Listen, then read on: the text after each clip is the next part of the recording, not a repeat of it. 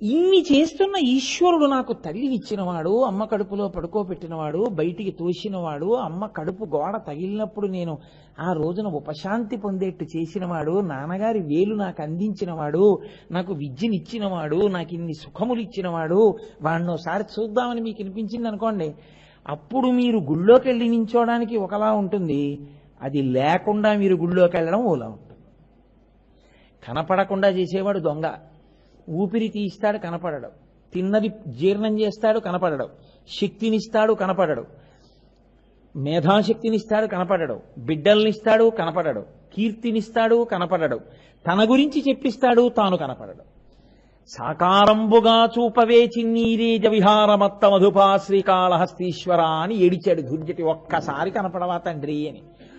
అలాంటి వాడు ఇక్కడే ఉన్నాడు అని మీరు ఆ గుళ్ళోకి వెళ్ళి చూసి, ఇదిగో ఇక్కడకొచ్చి నక్కి కూర్చున్నాడు, వైడే ఇన్ని ఉపకారములు చేస్తున్నవాడు అని మీరు వాణ్ణి చూసినప్పుడు మీకు ఎంత ఉద్వేగం కలిగి, ఎంత రోమాంచితమై, ఎంత ఆనందం కలుగుతుంది. ఆ భావోద్వేగంలో మీ కన్నుల వెంట నీళ్లు కారుతుండగా అలా చూస్తూ మీరు ఉండిపోయారనుకోండి, మీ నోట మాట రాక పూజ స్తంభించిపోయిందనుకోండి, ఆనాడు మీరు పూజ చేసినట్టు. సుఖములకన్నిటికీ స్థానమైన వాడెవరో ఆయన శంభువు. కేవలముగా ఆయన సుఖములకు స్థానమై ఉండడం చేత మనకి కలిగే ప్రయోజనం ఏమి ఉండదు. మనకి అన్నప్పుడు నేను కేవలం మనుష్య జాతిని ఉద్దేశించి మాట్లాడుతున్నానని మీరు అనుకోకూడదు. సమస్త జీవకోటికి ఆయన సమస్త జీవకోటికి సుఖమును కల్పించడానికి ప్రధానంగా బ్రహ్మాండమునందు సుఖస్థానములను కల్పించి పిండాండమునందు జ్ఞానేంద్రియ సంఘాతమును ఏర్పాటు చేశాడు. బయట జలపాతమున్నది, గులాబీ పువ్వు ఉన్నది, మందార పువ్వు ఉన్నది, చూడడానికి కన్నున్నది. బయట వీణానాదమున్నది, ఇక్కడ వినడానికి చెవి ఉన్నది. బయట మధుర పదార్థమున్నది, దాని రుచి తెలుసుకున్నట్టుకి ఇక్కడ నాలుక ఉన్నది. కొడుకుని ముట్టుకున్నప్పుడు కలిగేటటువంటి ఆనందం తెలుసుకోవడానికి ఈ చర్మమునకు స్పర్శ ఉన్నది. బయట మంచి సువాసన ఉన్నది, ఆఘ్రాణించి సుఖమును పొందుటకు ఇక్కడ ముక్కు ఉన్నది. ఆయన బ్రహ్మాండమునందు ఏ సుఖస్థానములను ఉంచాడో వాటిని మీరు అనుభవించడానికి ఇక్కడ జ్ఞానేంద్రియ సంఘాతమును ఏర్పాటు చేశాడు. ఇప్పుడు ఈ జ్ఞానేంద్రియ సంఘాతము చేత బ్రహ్మాండమునందు ఉండేటటువంటి సుఖములను మీరు అనుభవించడానికి కావలసినటువంటి వ్యవస్థని ఆయనే కల్పించాడు. కాబట్టి సమస్త సుఖములు ఎవరి వలన మీరు అనుభవించగలుగుతున్నారు? కేవలముగా శంభుదేవుని యొక్క అనుగ్రహము చేత. ఆయన అలా అనుగ్రహించి ఉండకపోతే బ్రహ్మాండమునందు సుఖస్థానములు ఉండవు. వాటిని అనుభవించడానికి ఇక్కడ జ్ఞానేంద్రియములు ఉండవలసిన అవసరం కూడా ఉండదు. ఏదో ప్రాణం ఉండదా అంటే ఉంటుంది. ఏమి తింటున్నాడో ఆయనకే తెలియదు, ఏమి చూడడానికి అవకాశం ఉండదు, ఏమి వినడానికి అవకాశం ఉండదు. అలా ఒక కొండ చిలవ ఎలా పడుంటుందో అలా పడుంటాడంతే. అలా కాకుండా నిత్య చైతన్యంతో ఇంత సంతోషంగా జీవులు ఉండగలుగుతున్నాయి అంటే దానికి కారణం కేవలముగా శంభుదేవుని యొక్క అనుగ్రహము. అయితే మీరు ఇక్కడ ఒక విషయాన్ని గమనించండి. ఇలా సుఖములను ఈశ్వరుడు బ్రహ్మాండమునందు కల్పించడం, ఈ పిండాండమునందుండేటటువంటి జ్ఞానేంద్రియములతో సుఖములను అనుభవించడం, ఇది ఒక్కటేనా శాస్త్రమునకు సృష్టికి ప్రయోజనం? మిగిలిన ప్రాణులకు జ్ఞానమన్న మాట తెలియదు, వైరాగ్యం అన్న మాట తెలియదు.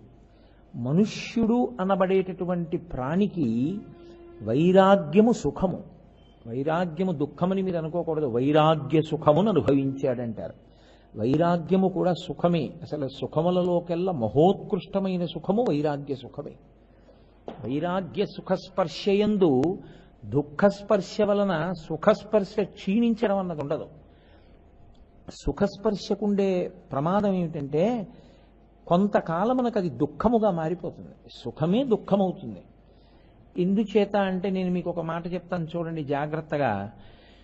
సుఖము మీ మనసు దేనిని చూసినప్పుడు, దేని వలన స్మరణ చేత ఉత్తేజమును, ఉద్వేగమును, సంతోషమును పొందుతుందో అది మీ సుఖమునకు కారణమై ఉంటుంది. మీ సుఖమునకు కారణమైనది నా సుఖమునకు కారణము కావాలని లేదు లోకంలో. ఎందుచేత అంటారేమో, ఇప్పుడు ఇక్కడ 4 అగరత్తులు వెలిగించారనుకోండి, వాటి పొగ మీకు సుఖకారణం కావచ్చు, మీకు సంతోషంగా ఉండొచ్చు ఆ వాసన వస్తుంటే. కానీ ఉపన్యాసం చెప్పేటప్పుడు కేవలం ముక్కుతోనే ఊపిరి పీల్చడం సాధ్యం కాదు. మాట చెప్పి మళ్ళీ వాక్య నిర్మాణం కోసం అని గబుక్కు నోటితో ఊపిరి తీసేస్తాం. ఆ నోటితో ఊపిరి తీసినప్పుడు ఆ పొగకి ఉక్కిరి బిక్కిరై నాకు కంఠం మండి దగ్గొస్తుంది. మీకు సుఖము, నాకు దుఃఖము. కాబట్టి అగరవత్తులు అందరికీ అన్ని వేళలా సుఖము అని మీరు చెప్పగలరా? కాదు. నా మనసు రమిస్తే దాని ఎందు అది నాకు సుఖము, నా మనసు రమించకపోతే అది సుఖము కాదు. అందుకే ఒక ఆయనకి ఆవు పాలు సుఖం, ఒక ఆయనకి ఆవు పాలు అబ్బబ్బబ్బబ్బా వద్దండి అంటాడు. ఆవు పాల పెరుగు కూడా ఆయన తినడం, ఆయనకి దుఃఖం. అదేంటి ఆవు పాలు సుఖమా, ఆవు పాలు దుఃఖమా? ఆవు పాలు సుఖం కాదు, ఆవు పాలు దుఃఖం కాదు.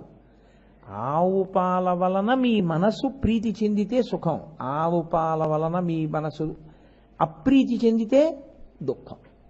కాబట్టి అందరికీ అన్ని వస్తువులు సుఖహేతువులు కావు, అందరికీ అన్ని వస్తువులు దుఃఖహేతువులు కావు. మీరు కొంచెం జాగ్రత్తగా గమనించండి, సుఖహేతువే దుఃఖహేతు అయిపోతుంది కాసేపటికి. ఎందుకో తెలుసా అండి? బాగా తేలిక ఉదాహరణ నేను చెప్పాలి అంటే, భార్య యందు తీవ్రమైన అనురక్తి దోషమని మీరు చెప్పగలరా? తప్పేం కాదు అది. భార్య యందు ప్రేమ ఉండడం తప్పని ఈ శాస్త్రం చెప్పలేదు. భార్యకి భర్త యందు అనురక్తి దోషమా? కాదు. కానీ కాలంలో ఎవరో ఒకళ్ళు ముందు వెళ్ళిపోవాలా? వెళ్ళాలి కదా, తప్పదు. అప్పుడు రెండో వారికి ఏమైంది? దుఃఖమే. ఏ వస్తువు సుఖమైందో అది దుఃఖమునకు కారణమై కూర్చుంది. దాని స్మరణ కూడా కన్నుల వెంట నీరు కార్చేట్టు చేస్తుంది. సుఖమునకు హేతువేదో అది దుఃఖమునకు హేతువయ్యేటటువంటి ప్రమాదం ఒకటి ఉంటుంది లోకంలో. కానీ వైరాగ్యం ఉన్నవాడికి దుఃఖస్పర్శ కలగడం ఉండదు, వాడు ఎప్పుడూ సుఖముతోనే ఉంటాడు. ఎందుకో తెలుసా అండి? సంగదోషం ఉండదు ఆయనకి. అందుకే వైరాగ్యము సుఖమే. మీరు పట్టుకోగలిగారో లేదో మరి నేను చెప్పిన మాట. వైరాగ్యము దుఃఖమేం కాదు, వైరాగ్యము సుఖ దుఃఖాతీతమైన సుఖానుభవ స్థితి. అందుకే వైరాగ్యములో ఉన్నవాడు ఎప్పుడు సుఖంగానే ఉంటాడు, సంతోషంగానే ఉంటాడు. ఎందుకంటే ఆయనకి ఇది ఉన్నది, ఇది పోయినది, దాని బెంగ ఆయనకి లేని స్థితి. కాబట్టి ఒక మెట్టు పైకి ఎక్కాలి మనుష్యుడొక్కడే. మిగిలిన ప్రాణులకి బాధలేదు సుమండి. కుక్క ఉందనుకోండి, దాని బతికున్నంత కాలం సుఖం కోసమే దాని వెంపర్లాట, అయినా దానికి దుఃఖం వస్తుంటుంది, అది వేరు విషయం. ఎవరో కొడుతుంటారు, రాయి పెట్టి కొడతాడు, లేకపోతే ఏదో వస్తుంది, దాన్ని ఏదో చేస్తుంది, ఇంకో పెద్ద కుక్క వస్తుంది, దాన్ని కరుస్తుంది, దానికి ఉండే దుఃఖం దానికి ఉంటుంది. కానీ అది సుఖం కోసమే వెంపర్లాడుతుంది. మనిషి కూడా అలా సుఖం కోసమే వెంపర్లాడవచ్చా? తప్పకుండా అది దోషభూయిష్టమే.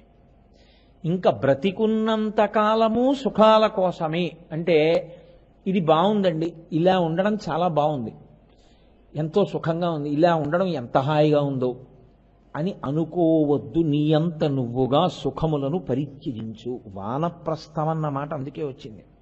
లేకపోతే మహారాజు గారి కర్మ కాలింది ఏమిటంటే, ఆయనకేం శత్రువులు వచ్చి ఆయన సింహాసనం ఓడబీకే లేదు, ఆయన హాయిగా రాజ్య పదవిని అనుభవిస్తూ ఉండొచ్చు. మరి కొడుక్కి పట్టాభిషేకం చేసి ఎందుకు వెళ్ళిపోతున్నాడు రాజు వానప్రస్థానికి? అడవి కింద ఎందుకుంటున్నాడు అంటే, మీరు ఒకటి బాగా గుర్తుపెట్టుకోండి, కోట్ల కోట్ల కోట్ల కోట్ల మందిలో ఏ ఒక్కడో ఒక్క ప్రశ్న వేసుకోవడం మొదలు పెడతాడు, ఇది సుఖమా అని ఒక ప్రశ్న వేసుకుంటాడు. మిగిలిన వాళ్ళు ఎవరు వేరుస్మండి. నేను నిర్దాక్షిణ్యంగా చెప్పేస్తున్నాను. శంసనాత్ శాసనాత్ ఇది శాస్త్రం. అది చెప్పడానికి భయం ఏం పడకూడదు, ఉన్నది ఉన్నట్టే చెప్పాలంతే. చాలా బాగుంది, ఇలాగే ఉండిపోదాం, చక్కగా హాయిగా మన మేడలో మనం ఉందాం. మీరు చూడండి, ఒక స్థితి వచ్చేటప్పటికీ మీరు ఒకటి గమనించండి, శాస్త్రం ఏమంటుందంటే, వృద్ధాప్యం వచ్చేసిన తర్వాత కొడుకు దగ్గరికి వెళ్ళిపోవాలి, కానీ ఇలా స్వతంత్రంగా బాగుందంటాడు. ఎందుకంటే అలా ఉండడానికి అలవాటు పడ్డాడు, దాన్ని విడిచిపెట్టలేడు ఆయన. అలాగే మీరు గమనించండి, ఎప్పుడు ఎంత వయసు పెరిగిపోతుండనివ్వండి, సుఖస్థానముల గురించి వెంపర్లాడతాడు తప్ప నిజంగా ఇది సుఖమా, నాకు ఈ ఆనపకాయ పాలు పంచదార పోసి వండినటువంటి కూర చాలా సుఖంగా అనిపించింది. ఏమి నాలుగో మాట తింటే దుఃఖంగా ఎందుకు అనిపిస్తోంది? అబ్బా ఇంకా తినలేనని ఎందుకు అనిపిస్తోంది అంటే ఇది శాశ్వత సుఖము కాదు, దీనిలో దుఃఖ స్పర్శ ఉంది. ఎంత అనుభవించినా దుఃఖమన్న స్పర్శ లేకుండా అదే నిజమైన సుఖమై నిలబడేదేదో దానికి ఆనందమని పేరు. ఆయన ఆనంద నిలయుడు, ఆయనే తనలో తాను రమించేవాడు. ఇది బయట వెతికితే దొరికేది కాదు, అంతర్ముఖుడైతే దొరికేది. కాబట్టి ఇప్పుడు వైరాగ్యం అన్న మాటకి కారణం ఎక్కడి నుంచి వస్తుందో తెలుసా అండి? అసలు ఈ ప్రశ్న వేసుకున్న వాడికే వైరాగ్యం వస్తుంది. ఏమంటే మరి అలా అయితే ఏదో ప్రసూతి వైరాగ్యం, శ్మశాన వైరాగ్యం అని ఉంటాయి కదా. చాలా మనం ప్రేమించినటువంటి వ్యక్తి వెళ్ళిపోయారనుకోండి, తండ్రి గారు మరణించాడు, చాలా బాధగా ఉంటుంది. ఏమిటి జీవితం అనిపిస్తుంది. ఆయనకి దేని మీద సుఖం మీద వెంపర్లాట ఉండదు. ఓ 11 రోజులు, అథవా చాలా ఎక్కువ చెప్పానేమో నేను, 2-3 రోజులు. ఆ తర్వాత మామూలే, అబ్బా ఎన్నాళ్ళు తింటా నీ చప్పిడి, సాంబార్ చేసి తినకూడదా 11వ రోజు వరకు అంటాడు. ఓ 3 రోజులు ఉంటుందేమో, కొంతమందికి అది కూడా ఉండకపోవచ్చు, కొన్ని గంటలు, ఆ పాటి చాలు అదృష్టం. అలా ఉన్నాయి రోజులు. కాబట్టి ఈ దుఃఖము వలన కలిగినటువంటి వైరాగ్యం ఏదైతే ఉందో అది శాశ్వతమైన వైరాగ్యము కాదు. అది ఏం చేస్తుందంటే వచ్చినట్టు వచ్చి పోతుంది.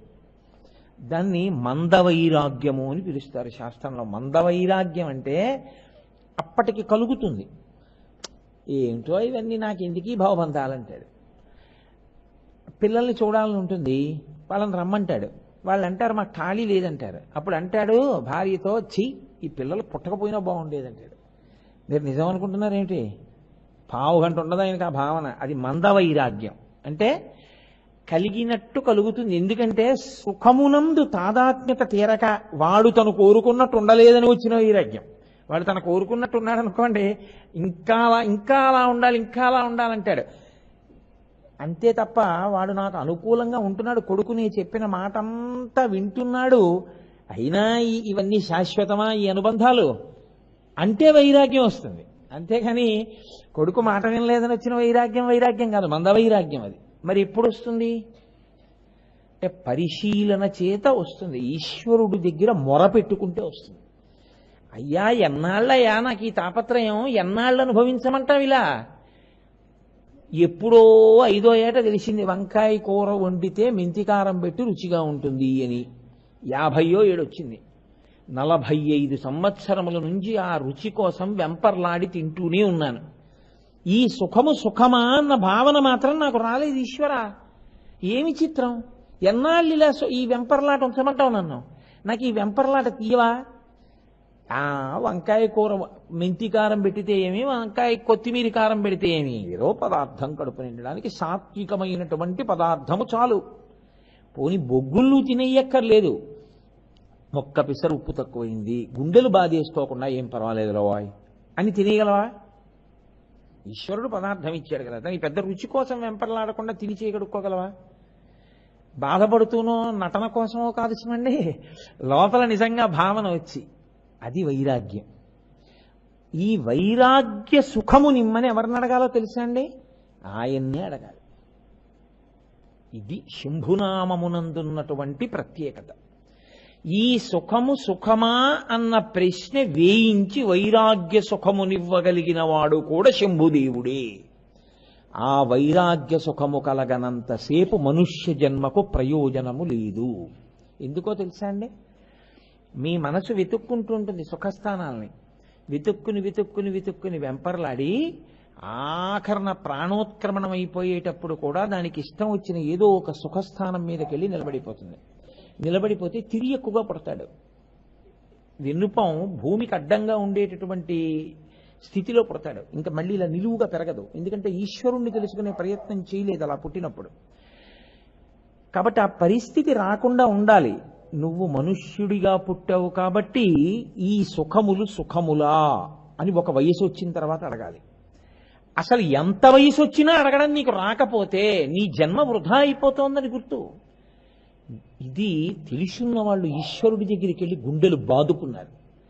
గుండెలు బాదుకోవడం అంటే మీరు ఒకటి గమనించండి, అలా ఈశ్వరుణ్ణి అడిగితే ఆయనకి వినపడతాయండి అలాంటివి కూడా అని అనుకోకండి. రామకృష్ణ పరమహంసని వాళ్ళ శిష్యుడు ఒక మాట అడిగాడు, ఏమండి లోపల మనం ఏమైనా మౌనంగా అడిగితే ఈశ్వరుడికి తెలుస్తుందా అని అడిగాడు. అడిగితే రామకృష్ణ పరమహంస ఆయన అన్నారు, నీ ఇంట పాకుతున్నటువంటి ఎర్రచీమలు ఉంటాయి కదా, చిన్ని చిన్ని ఎర్రచీమలు, దాన్ని చాలా జాగ్రత్తగా చచ్చిపోకుండా ఒడిసి పట్టుకుని బంగారం కొట్టుకి తీసుకెళ్ళి దాని కాలి ఆదికి బంగారు పట్టీ చేయించి మువ్వలతో దాన్ని తీసుకొచ్చి మళ్ళీ ఆ పట్టీ చేసి కంసాలివాడు ఇచ్చే వరకు జాగ్రత్తగా చీమను అట్టెపెట్టి ఆ పట్టీ ఆయన ఇచ్చిన తర్వాత దాని పాదములకు కట్టి చీమని విడిచిపెడితే అది పాకుతున్నప్పుడు దాని పాదములకు కట్టినటువంటి బంగారు పట్టీల యొక్క మువ్వల ధనులు ఈశ్వరుడు వినగలడు. నీలోని మాట వినలేడని ఎందుకు అనుకుంటున్నావు? ఆయన వినగలడు. అందుకే సనాతన ధర్మంలో అన్నిటికన్నా గొప్పది ఏమిటంటే మీరు ఎంత చప్పుడు చేయకుండా చేస్తారో జపం అదంత గొప్ప. మీరు పైకి ఎంత గట్టిగా చేస్తారో దానికి అంత తక్కువ ఫలితం. మీరు ఎంత మౌనంతో చేస్తారో, ఎంత లోపలికి వెళ్ళి చేస్తారో, ఎంత పట్టుకుని చేస్తారో అది అంత గొప్పది.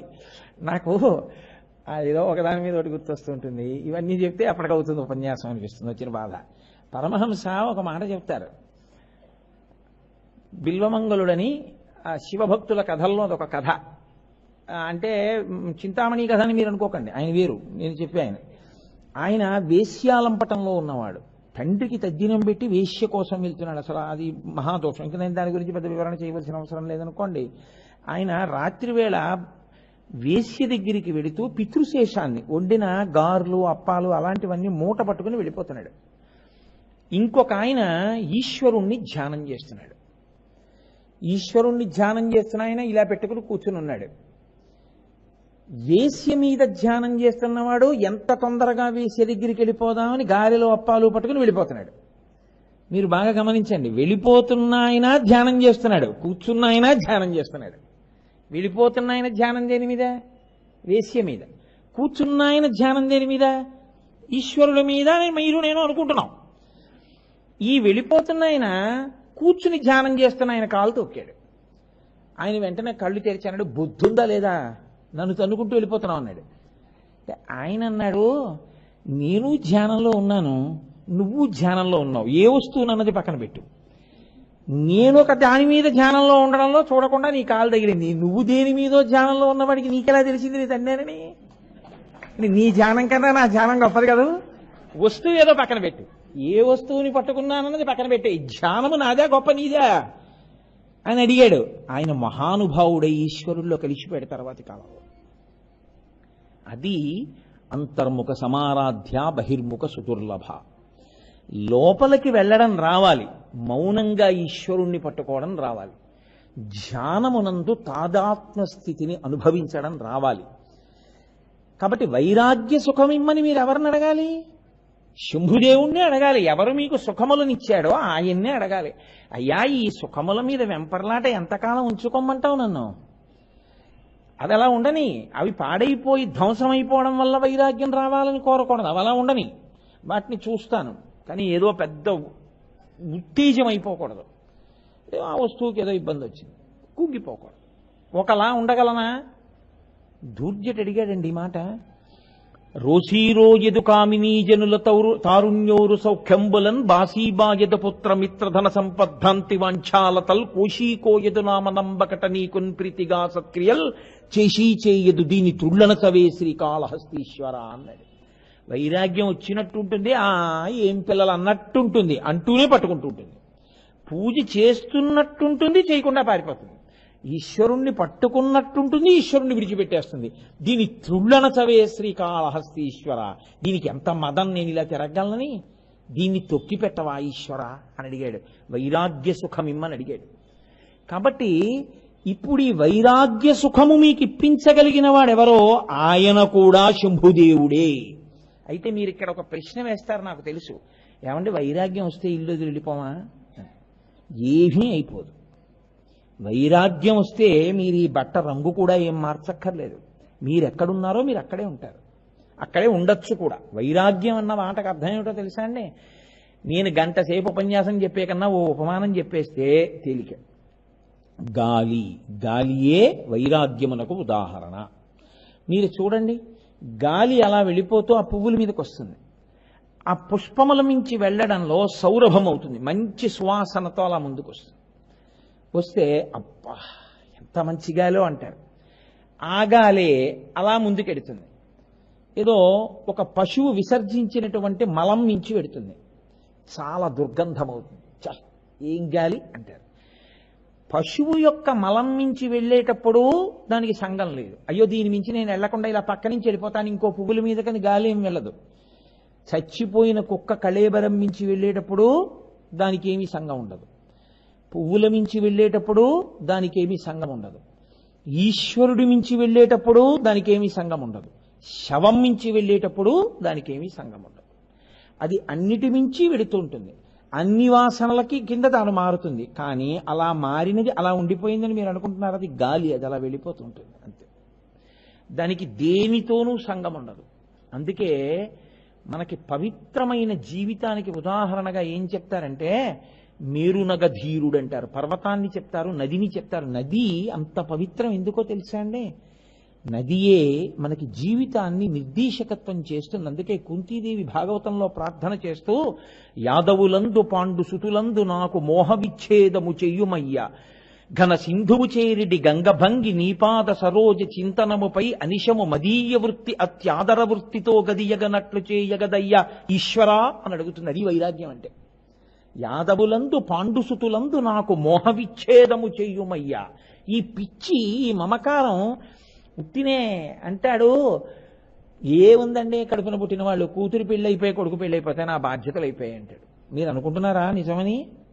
కూతురు పెళ్ళి అయిపోయాక అంటాడు మనవడు పుట్టి వాడు చక్కగా అలా నాతో పాటు వచ్చి వాడు కారు దిగి వాడు గజేంద్ర మోక్షంలో పద్యాలన్నీ వాడికి వచ్చేసి వాడు నా కాళ్ళు ఎత్తుతూ వాడు ఒక్క ఊపిరి తీస్తే ఇంకా మళ్ళీ ఊపిరి పూర్తయ్యే లోపల పద్యాన్ని దమ్ము పట్టి వాడు చదువుతుంటే ఒక్కొక్క సమాసం పోతనగారు వేసింది. అలవైకుంఠపురంబులో నగరిలో ఆమూల సౌధంబుదాపల మందార వనాంతరామృత సహప్రాతేందుకాంతోపలోత్పల పర్యంకరమా వినోదియగు ఆపన్న ప్రసన్నుండు విహ్వల నాగేంద్రము పాహీ పాహీయన కుయ్యాలించి సవరంభియై అని నా మనవడు పద్యం చదువుతుంటే ఆనాడు నేను మురిసిపోతాను, నా మనవడికి పద్యాలు నేర్పుతానంటాడు. అయిపోయిందని మీరు అనుకుంటున్నారా? ఒక మనవరాలు పుట్టి తెల్లటి పిల్ల, దానికి ఎర్రటి పట్టులంగా కడితే అది కారులోంచి దిగి అది ఇలా లంగా ఇలా ఎత్తి పట్టుకుని రెండు చేతులతో తాతగారండి అని నా చిటికిన వేలు పట్టుకుని అది వస్తే దానికి బాలపూజ చేస్తే అది కుర్చీలో కూర్చొని బాలపూజ చేయించుకుంటుంటే నేను బాలపూజ గురించి ఉపన్యాసం చెప్తే అబ్బాయి ఎప్పుడో అంటాడు. అయిందని మీరు అనుకుంటున్నారా? ఆ తర్వాత కొడుకు, ఆ తర్వాత కొడుక్కి పిల్లలు, ఆ తర్వాత వాళ్ళ పెళ్లిళ్ళు, వాళ్ళ ఉపనయనాలు, వాళ్ళకి పిల్లలు, ఆఖరికి ఈయన ఎక్కడ ఉంటాడో తెలుసా? ఇంటెన్సివ్ కేర్ యూనిట్ ఎప్పుడప్పుడు. అప్పుడు ఏమంటాడంటే ఇంకా నేను బతికుంటే బాగుండంటే బాగుండదు కదా, ఉండి ఏం చేసావు, ఇన్నేళ్లుండితి నేమి కంటి నేను ఎవ్వారి రక్షించదన్నని అడిగాడు దుర్జటి. అది ధైర్యం అంటే, మొనగాడంటే అది. ఈశ్వరుడి దగ్గరికి వెళ్ళి అన్నాడు ఇన్నేళ్లుంటిని ఏమి కంటి నిక నేను ఎవ్వారి రక్షించదన్. ఏమిటా ఇన్నాళ్ళు ఉంచో, ఏమిటే చేసింది? ఉంచితే మాత్రమే సాధిస్తానయా, మార్చు నా మనసుని, లేని దానికి ఎందుకు ఏం చేయమంటావు ఉండి? నిలదీసి అడిగాడు ఈశ్వరుణ్ణి. ఆ అడిగిన వాడు ఉన్నాడే వాడు సాధకుడు. అంతేకాని ఈశ్వరుడి దగ్గరికి వెళ్ళి అక్కడ కూడా నటరత్న నట సార్వభౌమాల తాను చాలా భక్తిగా బతికేస్తున్నట్టు చేస్తే పూజ చేసేస్తే ఈశ్వరుడికి తెలియదండి ఏం చేస్తున్నావు. ఈశ్వరుడికి నిజంగా మీ బలహీనత చెప్పడం మార్గం. కాబట్టి వైరాగ్య సుఖం ఇమ్మని ఎవరిని అడగాలి? ఆయన్నే అడగాలి. ఇప్పుడు వైరాగ్య సుఖం ఒకటి ఉన్నదని, ఆ వైరాగ్య సుఖమును పొందాలని గాలిలా ఒక వయసు వచ్చేసిన తరువాత ఇక నీ మహాభినిష్క్రమణములకు నీవు సిద్ధం కావాలి. ఈ రంగస్థలాన్ని విడిచిపెట్టేసి 8:30 అయిపోతుంది అనుకోండి, ఇంకా నేను ఈ రంగస్థలాన్ని ఈ వేదికని విడిచిపెట్టి వెళ్ళిపోవడానికి సిద్ధమైపోతున్నానా లేదా? అలా దీన్ని విడిచిపెట్టేసి ఈశ్వరుని యందు ఐక్యమైపోవడానికి సిద్ధం చేసేసుకోవాలి సంబారాల్ని. అలా సిద్ధమవడానికి తాను తయారవుతూ ఇక సాక్షి మాత్రంగా చూడడం నేర్చుకోవాలి. సంగము లేదు. సంగము లేదంటే ఇంట్లోంచి వెళ్ళిపోమ్మని కాదు, అక్కడే ఉంటాడు. కోడలు పప్పులో ఉప్పేయడం మర్చిపోయింది, పెద్ద పెద్ద కేకలేసేయక్కర్లేదు. ఏం పర్వాలేదు, చాలా రోజులు తిన్నావు, 60 సంవత్సరములు ఉప్పు వేసిన పప్పు తిన్నావు, ప్రాణం పోతుందా ఇవాళ పప్పు తింటే? తిను, పర్వాలేదు. కాబట్టి ఉప్పు వేయలేదమ్మా నువ్వు అని కూడా అనడు, పప్పు కలుపుకు తినేస్తాడు. మామయ్య గారు ఉప్పు వేయలేదు పప్పులో. అవునమ్మా గమనించాను, ఏమైందమ్మా? ఏం పర్వాలేదు, నువ్వు వేసుకుని తిను. మా మామగారు చాలా మంచివాడని సర్టిఫికెట్ కోసం కాదు, నువ్వు సంఘం లేకుండా బతకడం నేర్చుకోవడానికి. అయిన దానికి కాని దానికి వచ్చి ఏమిటి ఏమిటి ఏమిటి అనకు. నువ్వు ఈశ్వరుడి మీద మనసు జరిగేవి జరుగుతుంటాయి, సాక్షి మాత్రంగా చూస్తుండవు. నీవు ఏమి చెయ్యాలో అది నీకు అయిపోయింది. 60 ఏళ్ళు వచ్చాయి, ఆఫీస్ వాళ్ళు పంపించేశారు, కొడుకు కుట్టేశాడు, వాడు ఉద్యోగం వాడు చేసుకుంటున్నాడు, కోడలు వచ్చేసింది, వాడికి కొడుకు కుట్టేశాడు. ఇంకా ఎందుకు నీకు తాపత్రయం? నువ్వెవరిని పట్టుకోవాలో వాడిని వదిలేసి ఇవన్నీ ఎందుకు ఇంకా పట్టుకుంటావు? వాడిని పట్టుకో, వాణ్ణి పట్టుకుని ఉండి ఇవన్నీ ఏం వదిలేయద్దు, చక్కగా వెళ్ళు. నాకు వైరాగ్యం అండి, నేను ఎక్కడికి వెళ్ళండి అని ఏం అనక్కర్లేదు. కొడుకు పిలిచాడు వెళ్ళు, సంఘం ఏం లేదు, పొంగిపోవద్దు. ఎక్కడ పొంగో తెలుసా నీకు? అన్నిటా ఈశ్వరుణ్ణే చూస్తుండు. ఈశ్వరుణ్ణి చూసి ఈశ్వరుడితో అనుబంధం పెట్టుకుని ఉండు. పొంగు లేదు కుంగు లేదు, గాలి ఎలా ఉందో అలా ఉంటావు. దానికి వైరాగ్య సుఖమని పేరు. ఇప్పుడు ఇది ఇచ్చేవాడెవరు? తీసుకొచ్చి చెప్పేవాడెవరు? ఇలా ఉంటే నీకు సాధనలో వైరాగ్యం వస్తుందని ఎవడు చెప్తాడు? 2 ఉండాలి. ఒకటి శాస్త్రం ఉండాలి, శాస్త్రమును చెప్పడానికి గురువు ఉండాలి కదండి. మొదట శాస్త్రమును తాను చదువుకున్నవాడై ఉండాలి. తాను చదువుకుని నేనింత కష్టపడి చదువుకున్నాను, ఎందుకు వచ్చిందంటే నాకు ఈ ప్రారంభం, నేనెందుకు చెప్పడం అనేటటువంటి బాధగా కాకుండా చెప్పడం తన కర్తవ్యంగా, ఏ ప్రతిఫలాపేక్ష లేకుండా చెప్పడం తన కర్తవ్యమని చెప్పగలిగినటువంటి గురువు ఒకడు నీకు దొరకాలి. అలాంటి గురువు దొరికితే శాస్త్రం నీకు అందుతుంది. లేకపోతే శాస్త్రమునందున్నవి నీకెలా అందుతాయి? మోక్షం ఎలా అందుతుంది? మనుష్య జన్మ ప్రయోజనం ఈ జన్మలో కాకపోతే వచ్చే జన్మకైనా ఓ అడుగు ముందుకు ఎలా వేస్తావు? ఈ 2 కావాలి. ఇప్పుడు ఈ 2 ఎవరివ్వాలి?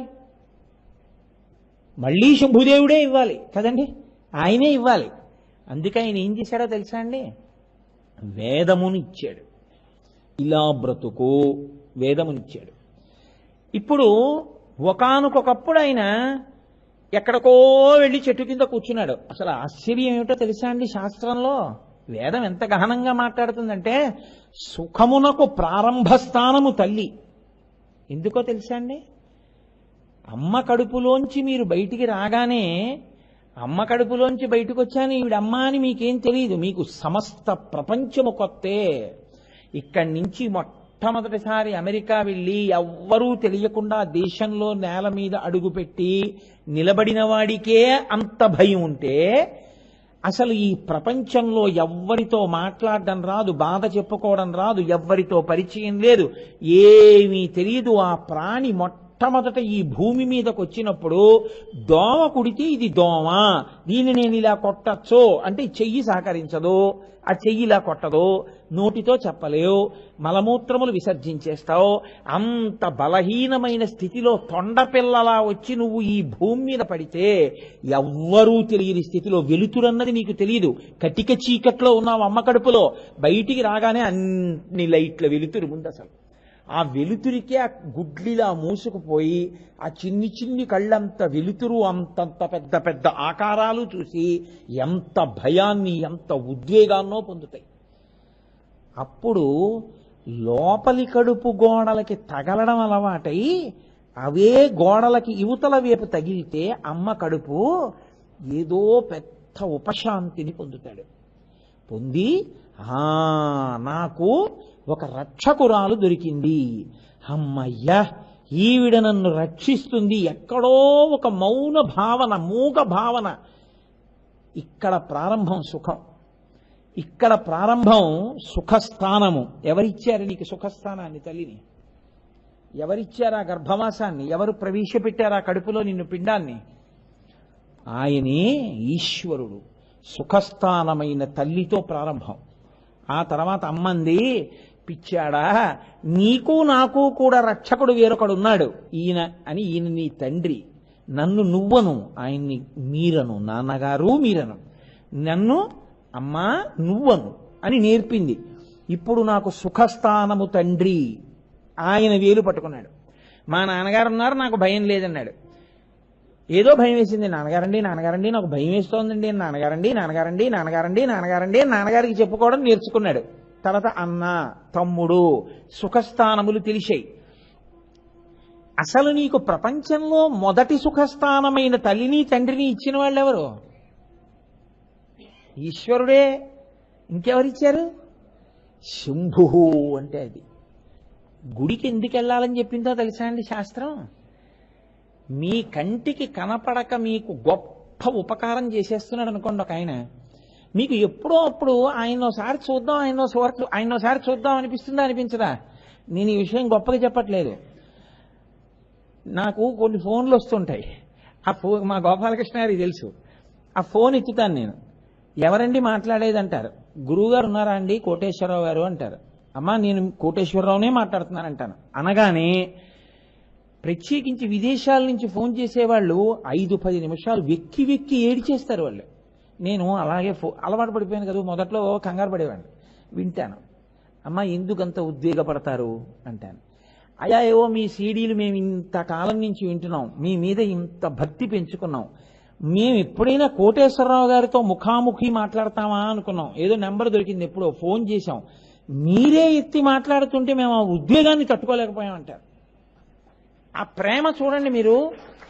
అయినప్పుడు ఇన్ని చేస్తున్న ఈశ్వరుడు నాకు తల్లినిచ్చినవాడు, అమ్మ కడుపులో పడుకోబెట్టినవాడు, బయటికి తోసినవాడు, అమ్మ కడుపు గోడ తగిలినప్పుడు నేను ఆ రోజున ఉపశాంతి పొందేట్టు చేసినవాడు, నాన్నగారి వేలు నాకు అందించినవాడు, నాకు విద్యనిచ్చినవాడు, నాకు ఇన్ని సుఖములు ఇచ్చినవాడు, వాడినోసారి చూద్దామని మీకు అనిపించింది అనుకోండి, అప్పుడు మీరు గుళ్ళోకి వెళ్ళి నించోడానికి ఒకలా ఉంటుంది, అది లేకుండా మీరు గుళ్ళోకి వెళ్ళడం ఓలా ఉంటుంది.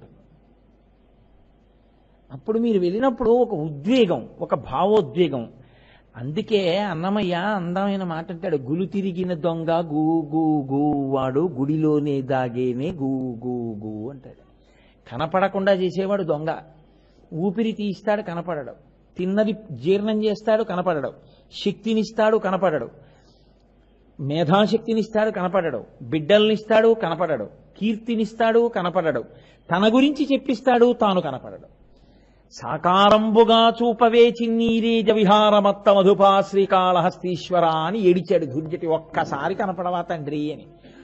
అలాంటి వాడు ఇక్కడే ఉన్నాడు అని మీరు ఆ గుళ్ళోకి వెళ్ళి చూసి, ఇదిగో ఇక్కడకొచ్చి నక్కి కూర్చున్నాడు, వైడే ఇన్ని ఉపకారములు చేస్తున్నవాడు అని మీరు వాణ్ణి చూసినప్పుడు మీకు ఎంత ఉద్వేగం కలిగి, ఎంత రోమాంచితమై, ఎంత ఆనందం కలుగుతుంది. ఆ భావోద్వేగంలో మీ కన్నుల వెంట నీళ్లు కారుతుండగా అలా చూస్తూ మీరు ఉండిపోయారనుకోండి, మీ నోట మాట రాక పూజ స్తంభించిపోయింది అనుకోండి, ఆనాడు మీరు పూజ చేసినట్టు. అసలు ఆ భావోద్వేగం జీవితంలో కలగనేపోతే ఆయన ఉపకారము మీకు స్మరణకు అందలేదు, కృతజ్ఞతతో కూడిన బ్రతుకని గుర్తు. కాబట్టి ఎవరివ్వాలి వైరాగ్యం? ఆయనివ్వాలి వైరాగ్యం, ఆయనివ్వాలి భక్తి. ఆ భక్తి అందుకే రామకృష్ణ పరమహంస ఒక మాట అంటారు, ఆ ప్రశ్న వెయ్యగా వెయ్యగా వెయ్యగా వచ్చేటటువంటి వైరాగ్యం నీటి చుక్క చుక్క చుక్క చుక్క వచ్చినట్టేం రాదు. అది వస్తే హఠాత్తుగా ఒక ప్రవాహం వచ్చినట్టే వస్తుంది. వైరాగ్య does not come drop by drop, it comes like an ocean అంటారు ఆయన. అదొక మహాసముద్రంలో వస్తుంది. ఆయన ఒక ఉపమానం చెప్తుండేవారు. ఒక భార్యాభర్తలు ఉండేవారు. ఆయన బావమరిది వాళ్ళ ఇంటికి వచ్చాడు. ఆయన రోజు ప్రవచనానికి వెడుతుండేవాడు. బావగారితో ప్రవచనానికి వెళ్ళేవాడు. ఆయన రోజు ప్రవచనం ఇంటికి వచ్చి ఆయన ఏదో కాళ్ళు చేతులు కడుక్కుని మామూలుగా పలహారం చేసి పడుకునేవాడు. ఈ బావమరిది మాత్రం ఇంటికి వచ్చి, అక్క బావగారు ఏం చెప్పారనుకుంటున్నావు, మహానుభావుడు, అబ్బబ్బబ్బబ్బా నాది చెప్పేవాడు ఇది చెప్పేవాడు, అక్క బావగారి మాటలు వింటుంటే ఎందుకు ఈ జీవితం అనిపిస్తోంది అక్క, నేను తపస్సు చేసుకోవాలక్క, అసలు ఈ పెళ్లి అవి నాకు వద్దంటుండేవాడు. రోజు పడుకునేటప్పుడు భార్య అనేది, ఏమండి మీరు ఇలా చెప్తున్నారు, వాడి మనసులో వైరాగ్యం వచ్చేస్తోంది, వాడు ఏమి చేసేస్తాడో ఏమిటో నాకు భయంగా ఉందంటుండేవాడు. ఆయన అనేవాడు పడుకోబోయే ముందు ఉత్తరీయం తీసి పక్క దులుపుకుంటూ, నిజంగా వైరాగ్యం వచ్చి వెళ్ళిపోయేటటువంటి వాడు ఇన్ని మాటలు మాట్లాడడే, బెంగ పెట్టుకోకనేవాడు. ఆఖరికి ఆవిడ అలా అడుగుతూనే ఉంది. ఓ రోజు ఆయన అన్నాడు పక్క దులుపుకుంటున్నవాడు, వైరాగ్యం వచ్చినవాడు ఇన్ని మాటలు మాట్లాడు, ఉత్తరీయం తీసి ఇలా బారేసి ఇదిగో ఇలా వెళ్ళిపోతాడు అని చెప్పి నేను మళ్ళీ వేసుకున్నట్టే వైరాగ్యం అంటే. ఆయన ఉత్తరీయం తీసి అలా బారేసి బయటికి వెళ్ళిపోయాడు. ఆవిడ అనుకుంది ఇలా వెళ్ళిపోతాడని చెప్తున్నాడు అనుకుంది, ఆయన మళ్ళీ రాలేదు ఇంకా. అది వైరాగ్యం. కాబట్టి అది ఈశ్వరానుగ్రహం. అది రావాలంటే శాస్త్రం ఉండాలి, గురువు ఉండాలి. ఆ బోధ పడగా పడగా పడగా ఒక రాతిలోంచి ఈశ్వర మూర్తిని తీసుకొచ్చే శిల్పి ముందు దాన్ని గౌరవంగా ఏం చెక్కడో ఆ బండెక్కి కూర్చుని చెక్కేస్తాడు. శుభ్రంగా ఆఖరణ కళ్ళు చెక్కేటప్పుడు చిన్న ఉలి పెట్టుకుని చెక్కుతాడు. ఎంత జాగ్రత్తగానో చెక్కుతాడు. ఇప్పుడు దానికి జలాధివాసం, ధాన్యాధివాసం, పుష్పాధివాసం అన్నీ పూర్తయిపోయి ప్రతిష్ఠ అయిపోయింది. ఏమయ్యా చెవి దగ్గర చిన్న బొడి పొండిపోయింది, ఒక్కసారి నిచ్చెన వేసుకుని కొట్టేయన్నారు అనుకోండి, నీకు బుద్ధి ఉందా? అది ఈశ్వరుడయా అంటాడు తప్ప అది శిల అనడు. గురువు అంటే ఏమిటో తెలుసా అండి? ఒక్కొక్క పెచ్చు ఊడగొడతాడు. కొట్టిన చోటే కొట్టవలసి ఉంటుంది శిల్పి. అందుకే గురువు గారు చెప్పే ప్రవచనాలకి పునరుక్తి దోషం ఉండదు. మళ్ళీ చెప్పింది చెప్పారని అనకూడదు. ఎందుకో తెలుసా? కొట్టిన చోట కొట్టాలి. కొట్టగా చెక్కగా అందులోంచి అభిషేకమును పొందడానికి యోగ్యమైన మూర్తి బయటికి వస్తుంది. ఆనాడు దానికి ప్రతిష్ట. అప్పటి వరకు చెక్కుతూనే ఉంటారు. కాబట్టి ఇప్పుడు గురువు కావాలి, శాస్త్రం కావాలి. ఈ రెండెవరివ్వాలి? నమ శంభవే చ మయోభవే చ నమ శంకరాయ చ మయస్కరాయ చ నమ శివాయ చ శివతరాయ చ అంటోంది వేదం. నమ శంభవే చ, ఆ శంభుదేవుడున్నాడే సమస్త సుఖములకు కారణమైన వాడే వైరాగ్య సుఖములకు కారణం కావాలి. ఇప్పుడు ఆయన ఏం చేశాడు? ఒకానొకప్పుడు ఆయన ఏం చేశాడంటే, అసలు ఈశ్వరా మాకు వైరాగ్యం కావాలి, ఆత్మజ్ఞానం మాకు తెలియాలి అన్న వాళ్ళకి చెట్టు కింద కూర్చుని వీరాసనం వేసుకుని ఒక్కసారి ఇలా చిన్ముద్ర పట్టాడు అంతే. మౌనవ్యాఖ్యా ప్రకటిత పరబ్రహ్మతత్వం యువానం వర్షిష్టాంతే వసదృశగణైరవృతం బ్రహ్మనిష్టై ఆచార్యేంద్రం కరకలిత చిన్ముద్రమానందరూపం స్వాత్మారామం ముదితవతినం దక్షిణామూర్తిమీడే. ఇలా పడితే సనక సనందనాదులకు అర్థమైంది. ఎందుకని? ఆ యుగంలో రాక్షసులు వేరుగా ఉన్నారు. విశ్వామిత్రుడు యాగం చేసేటప్పుడు రాక్షసులు వేరుగా ఉన్నారు. అందుకని వాళ్ళు వస్తున్నారు, యజ్ఞం బాడి చేస్తున్నాడని రాముడికి చెప్పాడు. రాక్షసులు ఇక్కడే ఉంటే ఎవరికి చెప్తాడు? యజ్ఞమే చేయడం కుదరదు అసలు కదండి. కలియుగం వచ్చేటప్పటికీ రాక్షసులు బయట ఉండరు, ఇక్కడే చేరుతారు. కామక్రోధస్య లోభస్య దేహే తిష్టంతి తస్కరాః జ్ఞానరత్నాపహారాయ తస్మాత్ జాగ్రత్త. ఇక్కడే చేరుతారు ఆ శత్రువులు. ఇప్పుడు ఆ శత్రువులు పోవాలి అంటే, జ్ఞానము కలగాలి అంటే, ఆయన దక్షిణామూర్తిలా చెట్టు కింద కూర్చుని మౌనముద్రతో చెప్పినప్పుడు అర్థం చేసుకున్న సనక సనందనాదులు ఉన్నటువంటి స్థాయిలో కలియుగంలో ఉన్నటువంటి భాగవతులు భక్తజనం ఉన్నారా? కుదురుతుందా? కుదరదు. కాబట్టి అక్కడ ఎంత మౌనంగా ఉన్నాడో ఇక్కడ అంత మాట్లాడడానికి రావాలి ఆయన కదండి. అందుకని ముక్తామౌనం వటవిటపినో మూలతో నిష్పతంతి శంభోర్మూర్తిశ్చరతి భువనే శంకరాచార్య రూపా అంటారు. ఏ శంభుమూర్తి చెట్టు కింద కూర్చుని మౌనంగా దక్షిణామూర్తిగా జ్ఞానప్రసాదం చేశాడో ఆయన ఇప్పుడు కూర్చుంటే కుదరదు, లేచి నడవాలి ఆయన. కాబట్టి ఇప్పుడు ఏం చేశాడు ఆయనే? శంభోర్మూర్తిశ్చరతి భువనే శంకరాచార్య రూపా, శంకర భగవత్పాదుల రూపంలో ఆసేతు హిమాచల పర్యంతము నడిచారు.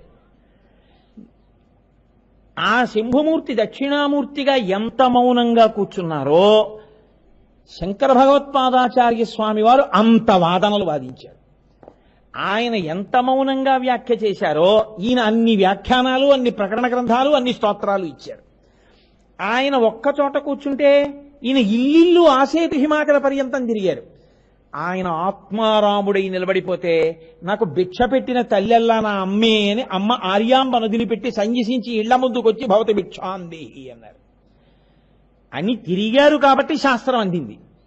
శంకర భగవత్పాదులే పుట్టి ఉండకపోతే, శంభుదేవుడు శంకరాచార్య స్వామిగా భూమి మీద అవతరించి ఉండి ఉండకపోతే అసలు వేదము యొక్క ప్రమాణము నిలబడడం ఎలా? శంకర విజయాల్లో వర్ణన చేస్తారు. ఒక లేగ దూడని చిన్ని దూడ, దానికి ఇంకా గట్టిగా ఊంచుకు నిలబడడం కూడా రాదు. అటువంటి లేగదూడ ఆడుకుంటోంది. చుట్టూ ఒక 25 వేట కుక్కలు చేరి నాలుకలు జాపి కోరలు చూపిస్తున్నాయి. ఇప్పుడు ఆ దూడకి పారిపోవడం కూడా రాదు, పడిపోతుంది అది.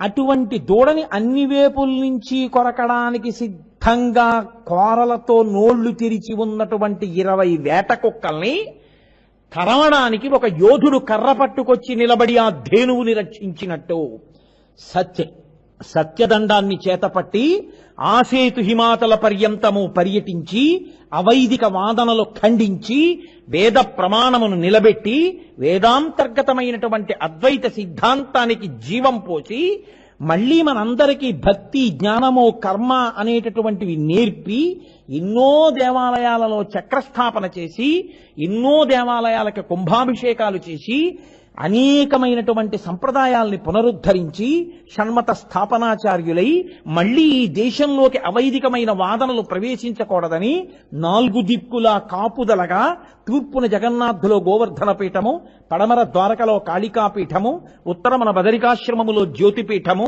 దక్షిణమున శృంగగిరిలో శారదాపీఠము పెట్టి కంచి పీఠాన్ని అధివసించి 32 సంవత్సరముల జీవిత కాలంలో జగద్గురువై మహానుభావుడై శృతి స్మృతి పురాణానాం ఆలయం కరుణాలయం నమామి భగవత్పాద శంకరం లోకశంకరం అని ఏ మహానుభావుడి పాదములకు నమస్కరిస్తే శృతి స్మృతి పురాణములు అయోమయం లేకుండా భాషిస్తాయో అటువంటి జగద్గురువై లోకమును రక్ష చేయడానికి భూమి మీదకి దిగొచ్చి నడిచి శాస్త్రమును అందించినటువంటి జగద్గురువుగా నిలబడినటువంటి మహాపురుషుడు శంకర భగవత్పాదాచార్య స్వామి. అటువంటి శంకర భగవత్పాదులుగా శివుడు వచ్చి ఉండకపోతే వేదం అందేదా, శాస్త్రం అందేదా? వేదము శాస్త్రము ఇచ్చినవాడు శంభుదేవుడే, వాటిని మళ్లీ ప్రజలకు అందించినవాడు గురు రూపంలో శంభుదేవుడే. కాబట్టి ఇప్పుడు నమ శంభవేచ మయోభవేచ నమ శంకరాయచ మయస్కరాయచ నమ శివాయచ శివతరాయచ. ఆ గురువు మయస్కరాయచ జ్ఞానమిచ్చేటటువంటి గురువుగా శంకరాయచ శంకరాచార్యులు వారే వస్తున్నారు. ఎలా తెలుసు శంకరాచార్యులు వారని? నమ శంకరాయచ అంటే అది శంకరాచార్యులు వారే అని ఎలా చెప్పగలరు మీరు? రుద్రాధ్యాయంలో ఎదుర్వేదంలో మంత్రంలో ఒక మాట ఉంది, నమ కపర్దినీచ వ్యుక్త కేశాయచ అని. కపర్దినీచ అంటే పెద్ద జటాజూట ఉన్నవాడు, వ్యుక్త కేశాయచ బోడి గుండుతో ఉన్నవాడు. జటాజూటంతో ఉన్న శివుడు అందరికీ తెలుసు, బోడిగుండుతో శివుడు ఉండడం ఎవరైనా చూశారా? ఎక్కడా లేదు. మరి ఎవరు? శంకరాచార్యులు వారే బోడిగుండుతో ఉన్న శివుడు. శివుడే శంకరులుగా వచ్చారు, ఆయన వలనే జ్ఞానం అందుతుంది చెప్తోంది. ఆయనే వచ్చారని చెప్పగలిగిన దక్షుడెవరు? ఎవరు చెప్పారు ఆ మాట? భాస్కర రాయల వారని అమ్మవారి అనుగ్రహాన్ని పరిపూర్ణంగా పొందిన మహానుభావుడు ఆయన. లలితా సహస్రనామ స్తోత్ర భాష్యం చేస్తాను అని అనలేదు, అమ్మవారు ఆయన్ని అడిగింది నువ్వు లలితకి భాష్యం చెయ్యని. ఆయన అన్నారు, అమ్మ అప్పున్నవాడు భాష్యం చేయకూడదుగా, నాకు కొద్దిగా అప్పుందమ్మా అన్నారు. ఆయన మరునాడు పూజామందిరంలో కూర్చునేటప్పటికీ అప్పు తీర్చేసినటువంటి పత్రం అక్కడుంది. ఆయన లలితా సహస్రనామ స్తోత్రానికి భాష్యం చేశారు. లలితా సహస్రనామ స్తోత్రానికి అంతటికీ భాష్యం చేస్తే ఆయన్ని ఎలాగైనా విమర్శ చెయ్యాలని కొంతమంది పండితులు గంగా తీరానికి చేరి ఆయన అక్కడ ఆశ్రమంలో ఉండగా ఆయన దగ్గరికి వెళ్ళి లలితా సహస్రంలో 64 కోటి యోగిని గణ సేవిత అని ఒక నామం ఉంది కదా, 64 యోగిని అంటే 64 కోట్ల మంది యోగినులు అమ్మవారిని సేవిస్తారని ఉంది కదా, వాళ్ళ పేర్లు ఏమిటని అడిగారు. ఆయన అన్నారు, సాయంకాలం మీకు చెప్తాను, సంధ్యావందనం చేసుకొచ్చి గంగా తీరంలో కూర్చోండి అన్నారు. కుంకుమానంద స్వాముల వారు ఆ రోజుల్లో ఒక మహాపురుషుడు ఉండేవారు. ఆయన అన్నారు, మీ మొహం ఇచ్చా భాస్కర్ రాయల వారితోట మీకు పరీక్షలు ఏమనుకుంటున్నారు? ఆయన అంటే వెళ్ళి చూడండి, ఆయన శక్తి ఏమిటో తెలుస్తుంది అన్నారు. వీళ్ళందరూ సంధ్యావందనం చేసుకుని వచ్చి గంగ ఒడ్డున కూర్చున్నారు. ఆయన సంధ్యావందనం చేసి పరదేవతని ప్రార్థన చేశారు. అమ్మ 64 కోట్ల మంది యోగినులు నిన్ను పరివేష్టించి ఉంటారు, వాళ్ళ పేర్లు అడుగుతున్నారమ్మా అన్నారు. అని నమస్కారం చేశారు. అంతే, సింహాసనారూఢయై లలితమ్మ వచ్చి ఆకాశంలో కూర్చుంది. ఒక్కొక్క యోగిని 64 కోట్ల మంది యోగినులు పక్కకొచ్చి నిలబడి వాళ్ళ పేరు, వాళ్ళు చేసే పనులు వాళ్లే ఆకాశంలో పరిచయం చేసుకున్నారు. అటువంటి భాస్కరరాయల వారు సామాన్యుడు కాడు. అందుకే కాశీపట్టణంలో విశ్వేశ్వరాలయం ఎదురుగుండా ఉన్నటువంటి ఆలయంలో మీరు లోపలికి వెళ్ళగానే కుడి చేతి పక్కన కిందకి దిగితే మెట్లు శ్రీచక్రేశ్వర లింగము అని ఒక శివలింగం ఉంటుంది. దాన్ని లలితా సహస్రనామ భాష్యం చేశాక భాస్కరరాయల వారు ప్రతిష్ఠ చేశారు ఆ శివలింగాన్ని. అటువంటి శ్రీచక్రేశ్వర ప్రతిష్ఠ చేసినటువంటి భాస్కరరాయల వారు విష్ణు ధర్మోత్తరము అని ఒక గ్రంథం రాశారు. ఆ గ్రంథంలో ఆయన చెప్పారు ఎందుకని ఆయన పరాశక్తి అనుగ్రహం పొందినవారు, మహానుభావుడు, ఆయనకు అన్ని భాషించినవారు తప్ప ఏదో నోటి మాటగా అలవోకగా చెప్పినవారు కాదు. ఆయన చెప్పారు యుక్త కేశాయచ, ఆ తర్వాత కపర్దినీచ, వ్యుక్తకేశుడై బోడిగుండుతో ఉన్న శివుడే శంకర భగవత్పాదులు. అందుకని ఆ గురువు ముందుంటే తప్ప శివుడు తెలియడు. అందుకని నమ శంకరాయచ మయస్కరాయచ నమ శివాయచ శివతరాయచ అలా చెప్పింది ఎదుర్వేదం. ఆ వరుసక్రమం అలా వెళ్ళింది. కాబట్టి శాస్త్రము గురువు ఈ రెండు ఏం చేస్తాయి? మీకు సుఖములను పాడు చెయ్యరు ఈ ఇద్దరు. గురువు నీ సుఖము నాశనం అవ్వాలని, నీ సుఖస్థానములు నాశనం అవ్వాలని కోరడు. గురువు ఏం కోరుతాడో తెలుసా అండి? గురువు ఏమి మీ దగ్గర నుంచి మీరు పొందాలని కోరుతాడంటే ఈ సుఖము సుఖమా అన్న వైరాగ్య సుఖమును మీరు పొందాలి. దానికి తగిన బోధ మీకు చేస్తాడు. ఇప్పుడు మీరు సుఖస్థానం వదిలేయాలా? వదలక్కర్లేదు. దానితో తాదాత్మ్యత పొందరంతే. ఏసీలోనూ ఉంటారు, కరెంటు పోతే వేడిలోనూ పడుకుంటారు. మీకు రెండూ సమానమే. ఏసీలో ఉన్నా నాన్ ఏసీలో ఉన్నా ఒక్కలా ఉండగలిగిన స్థితి గురుబోధ వలన సంక్రమిస్తుంది. ఆ వైరాగ్య దృష్టి శాస్త్రము గురువు వలన ఈ వైరాగ్య సుఖము ఏర్పడుతుంది. ఈ వైరాగ్య సుఖము ఏర్పడితే సంగము పోతుంది.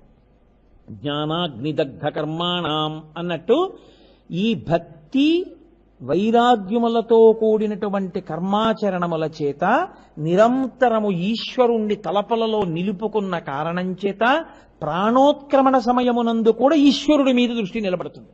నిలబడితే ఏమవుతుంది? చిట్ట చివరికి ఈశ్వరుని యందు లీనమైపోతాడు. కాబట్టి ఈ రాచబాట ఎవరికి సృష్టిలో 84 లక్షల జీవరాశుల్లో 83,99,999 జీవరాశులకు ఈ సుఖం అక్కర్లేదు. బయట ఆహారం దొరకడం, నిద్ర ఉండడం, మైథునం ఉండడం, సంతానాన్ని కండం అవే వాటికి సుఖాలు. కానీ మనిషికో కొంతకాలం అనుభవించి ఈ సుఖము సుఖమా అన్న ప్రశ్న వేసుకుని వైరాగ్య సుఖమును పొందడం అత్యంత అవసరమైన సుఖం. అసలు ఆ సుఖమును పొందుదామన్న తాదాత్మ్యత, ఆ ఆర్తి కలగలేదనుకోండి, వాడు ఎలా పడిపోతాడంటే దీపం దగ్గరికి వెళ్ళేటటువంటి దీపపు పురుగులు ఎన్నో వెళ్ళి రెక్కలు కాలి పడిపోయి కింద ఉండగా మనుషులు తొక్కేస్తుంటే చచ్చిపోవడాన్ని చూస్తూ కూడా మిగిలిన దీపపు పురుగులు ఎలా వచ్చి దీపం మీద పడి కింద పడిపోతుంటాయో అలా వైరాగ్యమును పొందలేక సుఖస్థానముల యందే వెంపర్లాట పొందుతూ పడిపోతాడు. ఏమిటి పొందుతాడు దానివల్ల? ఏమీ పొందడు. హీనోపాతుల్లోకి వెళ్ళిపోతాడు. అందుకే పరిపక్వత అంటారు. అందుకే మీరు చూడండి శాస్త్రంలో మన వాళ్ళు ఎప్పుడూ ఓ మాట అంటారు, ఆయన పండు లాంటి వాడండి అంటారు. పెద్దల దగ్గరికి వెళ్ళారనుకోండి, సమోసాలు పట్టుకెళ్ళరు, పళ్ళు పట్టుకెళ్తారు. ఎందుకో తెలుసా అండి పళ్ళు పట్టుకెళ్ళడం? పండు పట్టుకెళ్ళి ఇవ్వడానికి కారణం ఏంటంటే ఆయన తిన్నాడా తినలేదా, ఆయనకి షుగర్ ఉందా షుగర్ లేదా అది కాదు. ఎందుకు ఇస్తారు పళ్ళు అంటే, మీరు పండారు, నేను పండాలి మీ వలన. మీరు చూడండి చిన్నతనంలో పంటలు వేసుకున్నారంటారు, పంట నేను పండిపోయానంటారు. పండడం కోసమే ప్రయత్నిస్తారు. పంట పండిందండి అంటారు, పంటలు పండాయండి అంటారు, పంటలు వేసుకున్నామండి అంటారు. ఆఖరికి ఆ కైలాసపాళి అంటారు, అది ఆడుతూ ఆడుతూ కూడా నేను పండిపోయానంటాడు. ఏమిటా పండిపోవడం? ముందు చెట్టుకి పువ్వు పుడుతుంది. మీరు బాగా గుర్తుపెట్టుకోవలసిన విషయం ఏమిటో తెలుసా అండి? ఇది శివనామమునకు అన్వయం అవుతుంది. కానీ ఇప్పుడు మళ్ళీ నేను శివలోకెడితే లేనిపోతే ఇబ్బంది, అందరూ వదిలేశాను అక్కడితో, ఇంకా దాని జోలికే వెళ్ళను నేను అసలు. కాబట్టి పువ్వులో అన్ని పువ్వుల్లోనూ తీపే, కుంకుడు పువ్వులోనూ తీపి ఉంటుంది, మల్లె పువ్వులోనూ తీపి ఉంటుంది పువ్వుగా ఉండగా. పువ్వు పిందె అయిందనుకోండి స్వభావం మొదలవుతుంది. ఇప్పుడు ఈ పిందె బాగా అంటుకుని ఉంటుంది, పిందె కాయ అయిందనుకోండి అంటుకుంటుంది. కాయ పండు అవుతోంది అనుకోండి, లోపల ఉన్న గుజ్జు రసం కింద మారిపోతుంది, పైన ఉన్న తొక్క రంగు మారిపోతుంది. బాగా పండిపోయింది అనుకోండి, చెట్టు యొక్క ముచికని తనే విడిచిపెట్టి కింద పడిపోతుంది. దీన్ని పట్టుకుని పట్టుకుని పట్టుకుని ఉండడం ఋతుమంతం. పట్టుకుని పట్టుకుని పట్టుకుని సత్యాన్ని తెలుసుకున్న తర్వాత ఇది పడిపోతుంటే సాక్షిగా ఉండడం పండిపోవడం. ఆ పండిపోవడం ఒక్క ఈ జన్మకే సాక్ష్యం, ఇతర జన్మలకు పండడం ఉండదు. కాబట్టి మన వాళ్ళు ఆటల దగ్గర నుంచి అన్ని పండిపోవడమే నేర్పారు. ఇప్పుడు ఆ పండడానికి వైరాగ్య సుఖం అవసరం అవుతుంది. కాబట్టి ఈ సుఖమునివ్వగలిగిన వాడు, మోక్షానందమునివ్వగలిగిన వాడు కూడా ఆయనే, వినా వేరొకరు లేరు. కాబట్టి ఇప్పుడు మీకు ఎక్కడి నుంచి ఎక్కడ వరకు సుఖములను ఇవ్వగలిగిన వాడై ఉన్నాడు శంభుదేవుడంటే, నీకు బాహ్యంలో బ్రహ్మాండంలో సుఖాల్ని, పిండాండంలో అనుభవించడానికి జ్ఞానేంద్రియాల్ని, బ్రహ్మాండ సుఖాల్ని పిండాండంతో అనుభవిస్తూ ఈ సుఖము సుఖమా అన్న ప్రశ్న వేసుకునేటటువంటి అవకాశాన్ని, దాని వలన వైరాగ్యాన్ని, వైరాగ్యం వలన సంగము లేని జీవితాన్ని, సంగము లేని జీవితం వలన మోక్షాన్ని పొందగలిగినటువంటి భక్తితో కూడిన కర్మాచరణము వలన జ్ఞానమును పొంది, జ్ఞానము వలన మోక్షమును పొందగలిగినటువంటి అద్భుతమైన స్థితిని కల్పించగలిగినటువంటి కంటికి కనపడని అవ్యక్తమైన ఒక పరమాత్మ యొక్క స్వరూపమునకే శంభుదేవుడని పేరు. ఇప్పుడు నాకు శంభుదేవుడు అక్కర్లేదు, నేను శంభో అననని ఎవరంటారు? అందుకే మన వాళ్ళు చూడండి ఎప్పుడు ఏమంటారంటే హరహర మహాదేవ శంభో శంకర అంటారు. హరహర పాపము అన్న మాటకు అర్థం ఏమిటంటే ఈశ్వర ప్రస్థానమునందు అడ్డు వచ్చున్నది, దానికి పాపమని పేరు. ఏది అడ్డొస్తోందో దాన్ని తీసేసేవాడు హర. హర హర మహాదేవా, దేవతలకు దేవత అయిన వాడా మహేశ్వర, మహాదేవ శంభో. ఇప్పుడు నీకే సుఖం కావాలో మనసులో అనుకో, చిత్తశుద్ధితో కోరితే అది వైదికమైతే నువ్వు దాన్ని పొందితే బాగుపడతావు అనుకుంటే ఈశ్వరుడు ఇస్తాడు. ఇవ్వకపోయినా ఆయన అనుగ్రహం ఏదో ఉంది, అది ఇస్తే పాడవుతావు అనుకున్నావు, పాడవుతావు అనమాట. నీకు రిజర్వేషన్ దొరకలేదు, దొరుకుంటే కాలిపోతున్న కోచ్లో నీకు బెత్త దొరికేదేమో. కాబట్టి ఏమో ఒక్కొక్కసారి ఇవ్వకపోవడంలో ఈశ్వరానుగ్రహం ఉంటుంది, ఇవ్వడంలోనూ ఈశ్వరానుగ్రహం ఉంటుంది. ఇది పండడం. ఇస్తేనే ఈశ్వరుడు ఉన్నాడు, ఇవ్వకపోతే ఈశ్వరుడు లేడన్నాడే, వాడిది నా ఇంటి పాలేరు ఈశ్వరుడు అన్న భక్తి కాదు. ఆయన ఇవ్వకపోవడంలో కూడా ఏదో ఉందండో అనుకున్నాడు అనుకోండి, వాడు నిజమైన భక్తుడు. కుచేలుడికి కృష్ణుడు ఏమీ ఇవ్వలేదు, పైగా అటుకులు విప్పి తినేశాడు. ఆయన వెళ్ళిపోతున్నాడు, వెళ్ళిపోతూ వెళ్ళిపోతూ అనుకున్నాడు, ఇన్నున్నవాడు నాకేమి ఇవ్వలేదేమిటి, నా దరిద్రం గురించి అడగలేదు అనుకున్నాడు. అనుకుని వెంటనే అనుకున్నాడు, అవునులే ఇప్పుడు ఈ దరిద్రుడు సంపద కల్గనేని మదాంధుడై నన్ను మరచునని, వీడికి గాని ఐశ్వర్యం ఇస్తే ఈ ఐశ్వర్యంలో పడిపోయి నన్ను మర్చిపోతాడు, నేను గుర్తుండడం కన్నా ఐశ్వర్యం ఉంటుందని తాను నాకు గుర్తుండడానికి ఐశ్వర్యం ఇవ్వకుండా నన్ను రక్షించాడు కృష్ణ భగవానుడని గెంతుకుంటూ వెళ్ళిపోయాడు. అది పండిన భక్తి. లోకుల్నంగని మెచ్చని ఎలుగని లోలోన నిందింపని చీకాకున్బడని మహాత్ముడనని జేలొగ్గని మూకీభావమునం తిట్టని త్రోయని నీ కారుణ్యము కలిగి ఉండినను అంతే చాలునో శంకర. ఏది ఎలా రాని, ఇవాళ చాలా బాగుందన్నవాడు రేపు నీకేమొచ్చాన్ని, ఓ చాలా సంతోషం సన్మానమే అనుకుని వెళ్ళిపోగలిగిన స్థితిని ఈశ్వరా నాకు కల్పించు. అటు ఇటు కదిలిపోయే మనసుంటే ఉపయోగం ఏముందండి? దుఃఖము మీలోనే ఉంది, సుఖం మీలోనే ఉంది. కాబట్టి ఇంకా శంభుదేవుడు మనని అనుగ్రహించుగాక. కాబట్టి శివో మహేశ్వర శంభు పినాకీ. పినాకీ ఇది చాలా గొప్ప నామం, ఏది కాదు కనుక. పినాకీ అంటే పినాకపాణి అని ఆయనకి పేరు, చాలా గొప్ప పేరు అది. కానీ మన ప్రారంభ కర్మ ఏమిటంటే అసలు ఆ పేరే ఎవరు పెట్టుకోరు. మా గురువు గారు వాళ్ళ అబ్బాయికి పెట్టుకున్నారు. పినాకపాణి అంటే పినాకము చేతియందున్నవాడు. పినాకము అంటే పరమశివుని యొక్క చేతిలో పట్టుకునేటటువంటి ధనస్సు. మనకి పరమేశ్వరుడు యొక్క మూర్తులలో ఎప్పుడూ చేతిలో ధనస్సు ఉండి మనకి పరిచయం బాగా ఉన్నటువంటి స్వామి రామచంద్ర ప్రభు. ఎప్పుడు ఆయన అసలు కోదండంతోనే ఉంటారు. ఆయన కోదండం లేకుండా ఉండేటటువంటి మూర్తి చాలా చాలా అరుదు. లేవని నేను అంటలేదు, ఉన్నాయి. కానీ ఆయన ఎప్పుడూ కోదండం పట్టుకునే ఉంటారు. అటువంటి రామచంద్రమూర్తి కోదండం పట్టుకోవడం మనకి తెలుసు, కానీ పరమశివుడు ధనస్సు పట్టుకుని ఉండడం మనం చూడలేదు. కానీ దానికి పినాకము అని పేరు వచ్చింది. ఎందుకు వచ్చిందో తెలుసా అండి? అనేక కారణములు ఉన్నాయి. కానీ నేను కొన్ని కారణములను మీకు ప్రస్తావన చేస్తాను. ప్రధానమైనవన్నీ ప్రధానమైనవే. పాతి జగదిది పినాకం, లోకమును జగత్తునంతటినీ కూడా రక్షిస్తుంది కాబట్టి దానికి పినాకము అని పేరు. రెండవ కారణం, త్రిపుర దాహ కాలే శరైర్ శరజ్వాలాజాలై నాకం పిహితవాన్ పినాక. త్రిపురాసుర సంహారం చేసినప్పుడు పరమేశ్వరుడు ఆ ధనస్సుని ఎత్తిలా పట్టుకున్నాడు. ఆ ధనస్సుని ఎత్తి పెట్టుకుని ఆయన వింటినారిని ఆకర్ణాంతము సారించాడు ఇలాగా. దానిలోంచి వచ్చినటువంటి వెలుతురు స్వర్గలోకాన్ని కూడా కప్పేసింది. ఇక ఎవ్వరికీ ఏమీ కనపడలేదు. ఏ ధనస్సు నుంచి వచ్చినటువంటి కాంతి స్వర్గలోకమును కూడా కప్పిందో అటువంటి కాంతి కలిగిన ధనస్సు కాబట్టి దానికి పినాకమని పేరు. భయపెట్టడం, భయం పోగొట్టడం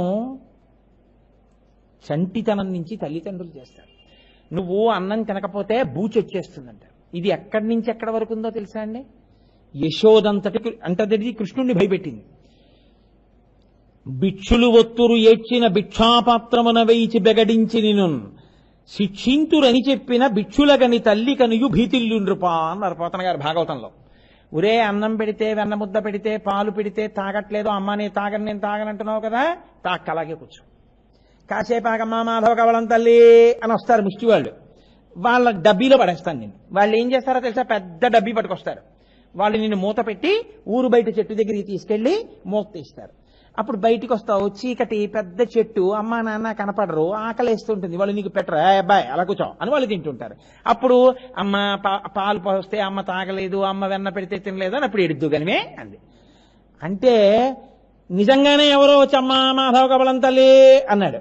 అనేటప్పటికీ గబగబా వెళ్ళిపోయి అమ్మ రెండు కాళ్ళు పట్టేసుకుని, అమ్మ రెండు తొడల మధ్యలోనూ తల పెట్టేసుకుని, అమ్మ నన్ను బిచ్చగాళ్ళ పాత్రలో వేసేకమ్మా అని ఎంతో భయపడిపోయినట్టుగా భయపడిపోతే కుంతీదేవి అంది, నీ భయం చూసి భయానికి భయం వేసింది కృష్ణ.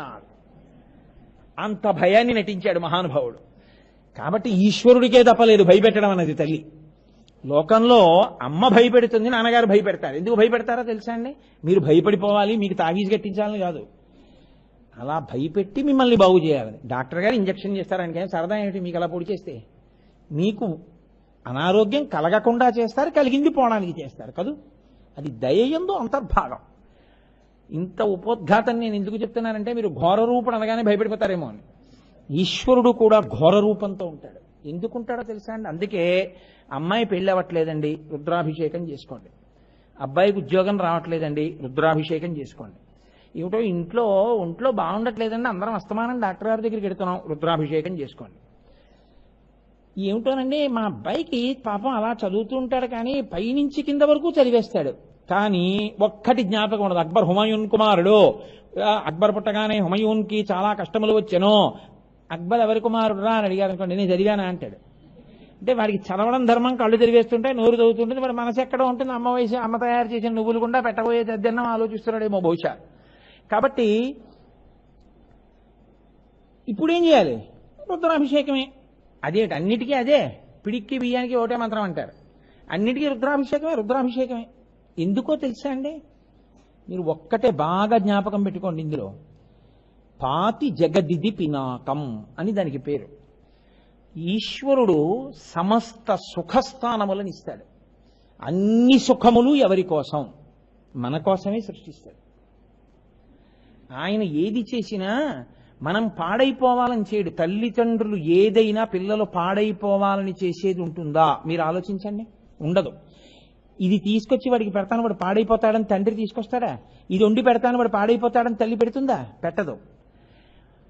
మరి తల్లిదండ్రులు ఎందుకు అన్నీ తీసుకొచ్చి పిల్లలకి ఇస్తున్నారు? టీవీ తీసుకొచ్చి ఇచ్చారు, వాడు పాడైపోవాలని ఇచ్చారా? వాడేదో కాస్త వార్తలు చూస్తాడు, ఎక్కడెక్కడ ఉన్నవి చూస్తాడని వాళ్ళు అనుకున్నారు. తల్లి తండ్రి నిద్రపోయిన తర్వాత రాత్రి వీడు చదువుకుంటున్నాడు అనుకుంటే వీడు 10 నుంచి 12 వరకు సినిమాయో క్రికెటో చూసి పడుకుంటే తల్లిది తండ్రిది తప్ప. అది వాడికి ఎలా వాడుకోవాలో తెలియలేదు. ఈశ్వరుడు బాగా జ్ఞాపకం పెట్టుకోవాలి మీరు ఈ విషయాన్ని. ఈశ్వరుడు సమస్త సుఖస్థానములను ఇస్తాడు. అందుకే ఈశ్వరానుగ్రహమునకు పరాకాష్ఠ ఎక్కడో తెలుసా అండి? ఒక్క సనాతన ధర్మంలోని మృత్యువు దేవత. మీరు చూడండి, మృత్యువు దేవత ఇక్కడ. మృత్యుదేవత వచ్చిందంటారు తప్ప మృత్యురాక్షస వచ్చింది అనరు. దేవత ఎందుకైంది మృత్యువు? ఏ నోము వ్రతం ఉన్నాయేంటి దానికి? మా ఇంట్లో మృత్యుదేవతా వ్రతం చేస్తున్నామండి, మీరు తప్పకుండా వచ్చి ప్రసాదం తీసుకోవాలంటే ఆ సందులోంచి కూడా వెళ్ళేవాడు. కర్ఫ్యూ పెట్టినట్టు ఉంటుంది. మరి ఎవడూ వ్రతం చేయని దానికి, ఎవడూ నోము పట్టని దానికి, అసలు ఆ ఫోటోయే లేని దానికి దేవత ఎలా అయింది? అంటే నువ్వు ఆవిడ్ని అడగకపోయినా ఆవిడ నీకు అనుగ్రహం ఇస్తుంది. ఏమిటో తెలుసా? ఈ కోటంతా శిథిలం అయిపోయి చేతులు వణికిపోతున్నా, చెవులు వినపడకపోయినా, కళ్ళు కనపడకపోయినా, వాసన తెలియకపోయినా, బుద్ధి మందగించేసినా, ఏది జ్ఞాపకం ఉండకపోయినా ఈ తాళం చెవులు గుర్తు ఇక్కడ పెడతాడు, పక్క గదిలో వెతుక్కుంటాడు. ఏది గుర్తురాదు, అన్నీ మర్చిపోతాడు. తిందామంటే పళ్ళుండవు, తినకుండా ఉండడానికి భ్రాంతి చావదు, తింటాడు జీర్ణం అవ్వదు, జీర్ణం అవ్వదు అనారోగ్యం, అనారోగ్యం వస్తుంది పెట్టినవాడు తిడతాడు, నీ సింహజాపల్యం మండిపోను, ఇన్నేళ్ళు వచ్చి తిన్నావు చూడు చస్తున్నాను నీతోటి వైద్యుడిని తీసుకొచ్చి అంటారు. ఇన్ని మాటలు పడతాడు, తినకుండా మాత్రం ఉండడు, దొంగతనంగా తింటాడు. వార్ధక్యంబున మోహమూర్ఖతలచే వాతాది రోగాలచే వ్యర్థంబై చెడు ప్రవాహములచే వాత్సల్య చిత్తంబుచే అర్ధధ్యానముచే మహాభ్రమతచే హాస్య ప్రసంగాలచే స్వార్థంబే పరమార్థమై చెడుదురి స్వార్థ ప్రజల్ శంకర. అన్ని అవలక్షణాలు వస్తాయి. పసితనంలో ఎలా ఉంటుందో మలమూత్రంబులతో మహాభయముతో మాతృస్థనాపేక్షతో చలమూర్ఖత్వముతో సదాభ్రమతతో చాంచల్య చిత్తంబుతో బరువైనట్టి కపజ్వర గ్రహ మహాబాల్యామయశ్రేణితో కలనైనంతమ చింతలేక చెడితిన్ కామ్యార్థినై శంకర. అదే బుద్ధి వార్ధక్యంలో. అందుకే ఏదో పిల్లాన్ని చూసినట్టు చూడాలండి ఆయన అంటారు. అంతే, తప్పదిహ. ఈ స్థితి రాకముందే దంతంబుల్ పడనప్పుడే తనువుయం దారూఢియున్నప్పుడే కాంతాసంగము రోయనప్పుడే జరాక్రాంతంబు కానప్పుడే వింతల్మేన చెరించునప్పుడే కురుల్ వెల్వెల్ల కానప్పుడే చింతింపన్బలమీ పదంబుజములం శ్రీకాళహస్తీశ్వర. కాబట్టి ఏమైంది? ఈశ్వరుడు సమస్త సుఖస్థానములనిచ్చాడు, వాటిని నువ్వు ఇలా వాడుకో నియమం చెప్పాడు. ఆ నియమమే వేదము, అది అనుల్లంఘనీయము, వేదము ప్రమాణము. వేదమును దాటి నువ్వు ఏది చేసినా నువ్వు చేసినది పాపమే, దానికి శిక్ష అనుభవించి తీరాలి. వేదోల్లంఘనమే పాపహేతువు. వేదము చెప్పనిది నువ్వు పూసుకున్నావా దానికి అనుభవించవలసి ఉంటుంది ఉత్తర జన్మల్లో. అందుకే శంకరాచార్యులు వారు అవతార పరిసమాప్తి చేస్తున్నారు. శిష్యులు వెళ్ళి అన్నారు, మీరు ఇచ్చినటువంటి వాంగ్మయం మహాసముద్రం, ఎప్పటికి చదువుతాం? మా బతుకులో 32 ఏళ్లలో మీరు ఇచ్చింది చదవడానికి మాకు 30 జన్మలు చాలవు. అందుకని తేలిగ్గా చెప్పండి, మేమేం చెయ్యాలన్నారు. వేదో నిత్యమధీయతాం తదుదితం కర్మస్వనుష్ఠీయతాం దుస్తర్కాస్తు విరమ్యతాం శృతిశిర పక్ష సమాశ్రీయతాం. వేదాన్ని చదువుకో, వేదం ఏం చెప్పిందో అదే చెయ్యి. వేదం చెప్పనిది చేస్తూ నేను చేస్తున్నది మంచిదని బుకాయించవద్దు. దుస్తర్కాస్తు విరంజతాం, అనవసరపు వాగుడు కట్టి పెట్టే, వేదం చెప్పింది చెయ్యి చాలు. కాబట్టి ఇప్పుడు వేదమే ప్రమాణము. వేదము ప్రమాణమైతే ఈశ్వరుడిచ్చిన సుఖమును మీరు ఎలా అనుభవిస్తే ఈశ్వరుడు సంతోషిస్తాడో దానికి ధర్మం అని పేరు. బాగా పట్టుకోండి, ధర్మం అంటే ఏమిటో తెలుసా అండి? ఈశ్వరుడు ఎలా మిమ్మల్ని సుఖాలు అనుభవించమని చెప్పాడో దానికే ధర్మము అని పేరు. మీరు చూడండి, ఇది ఎప్పుడూ ఉంటుంది. నాకు ఒక ఆయన ఉద్యోగం ఇచ్చాడు, నాకు ఒక ప్రభుత్వ సంస్థలో నేను ఉద్యోగం చేస్తున్నాను. నాకు ఓ కుర్చీ ఓ టేబుల్ వేసి నాకు కొన్ని ఫైల్స్ ఇచ్చి వీటిని మీరు ఇలా చెయ్యండి అని చెప్పారు. నేను నా ఇష్టం వచ్చినట్టు చేశాను అనుకోండి, వెంటనే ఏమంటారు? నేను చెప్పినట్టు చేయకుండా నీ చిత్తం వచ్చినట్టు ఎందుకు చేశావు ముందు అడుగుతారు. నేను తప్పైపోయిందండి, నిజమే, నేను అలా చేయకుండా ఉండవలసింది, కాబట్టి నాది తప్పే, I admit my guilt, I request you to kindly take a lenient view and drop the memo for this time. I also assure that I will not recur such mistakes in future. And రాసిచ్చాను అనుకోండి, your explanation is not convincing. Still, a lenient view is taken and the memo is dropped. However, you are severely cautioned that such mistakes should not be repeated in future. And రాసి నాకు తాకీదు ఇస్తారా? అనగా నేను అయ్యా ఏదో బుద్ధి పొరపాట ఇటువంటి తప్పు చేశాను, ఇంకెప్పుడు నా ఇష్టం వచ్చినట్టు చేయను, మీరు చెప్పినట్టు చేస్తాను. నువ్వు చెప్పినది సబబుగా లేదు, కానీ ఇత పూర్వం నువ్వు సరిగ్గా పనిచేసినటువంటి విషయాల్ని దృష్టిలో పెట్టుకుని ఈసారికి నీ తప్పు మన్నించి నిన్ను క్షమిస్తున్నావు, కానీ ఇక ముందెప్పుడు నువ్వు ఇటువంటి తప్పుని పునరావృత్తము చెయ్యకుందువుగాక అని రాసి కాగితం ఇస్తున్నారా లేదా? మీరు మీ అబ్బాయికి పుస్తకాలు ఇచ్చారు, వాడు కాగితాలు చింపుతున్నాడు. నీకు పుస్తకాలు ఇచ్చింది చదువుకోవడానికా కాగితాలు చింపడానికా అని మీరు అడుగుతున్నారా అడగట్లేదా? ఏమి మీరు ఒక పని చేసేటప్పుడు మీకు ఒక సుఖస్థానాన్ని ఇచ్చినప్పుడు మీరు దీన్ని ఇలా వాడుకో అని ప్రతి చిన్న విషయాన్ని చెప్తున్నారే, ఈశ్వరుడు మీకిన్ని సుఖస్థానములనిచ్చి ఇలా వాడుకో అని చెప్పినప్పుడు మీరు అలా వాడకుండా మీ చిత్తం వచ్చినట్టు వాడితే ఆయన ఎందుకు కోపం వచ్చి ధనస్సు పట్టుకోడు? ఎందుకు ఘోరరూపుడు కాడు? కాబట్టి ఇప్పుడు ఆయన ఘోరరూపుడుగా ఉన్నాడా? ఘోరరూపుడు అయ్యేటట్టు మనం చేశామా? ఇప్పుడు నాన్నగారు చల్లబడాలంటే ఏం చేయాలి?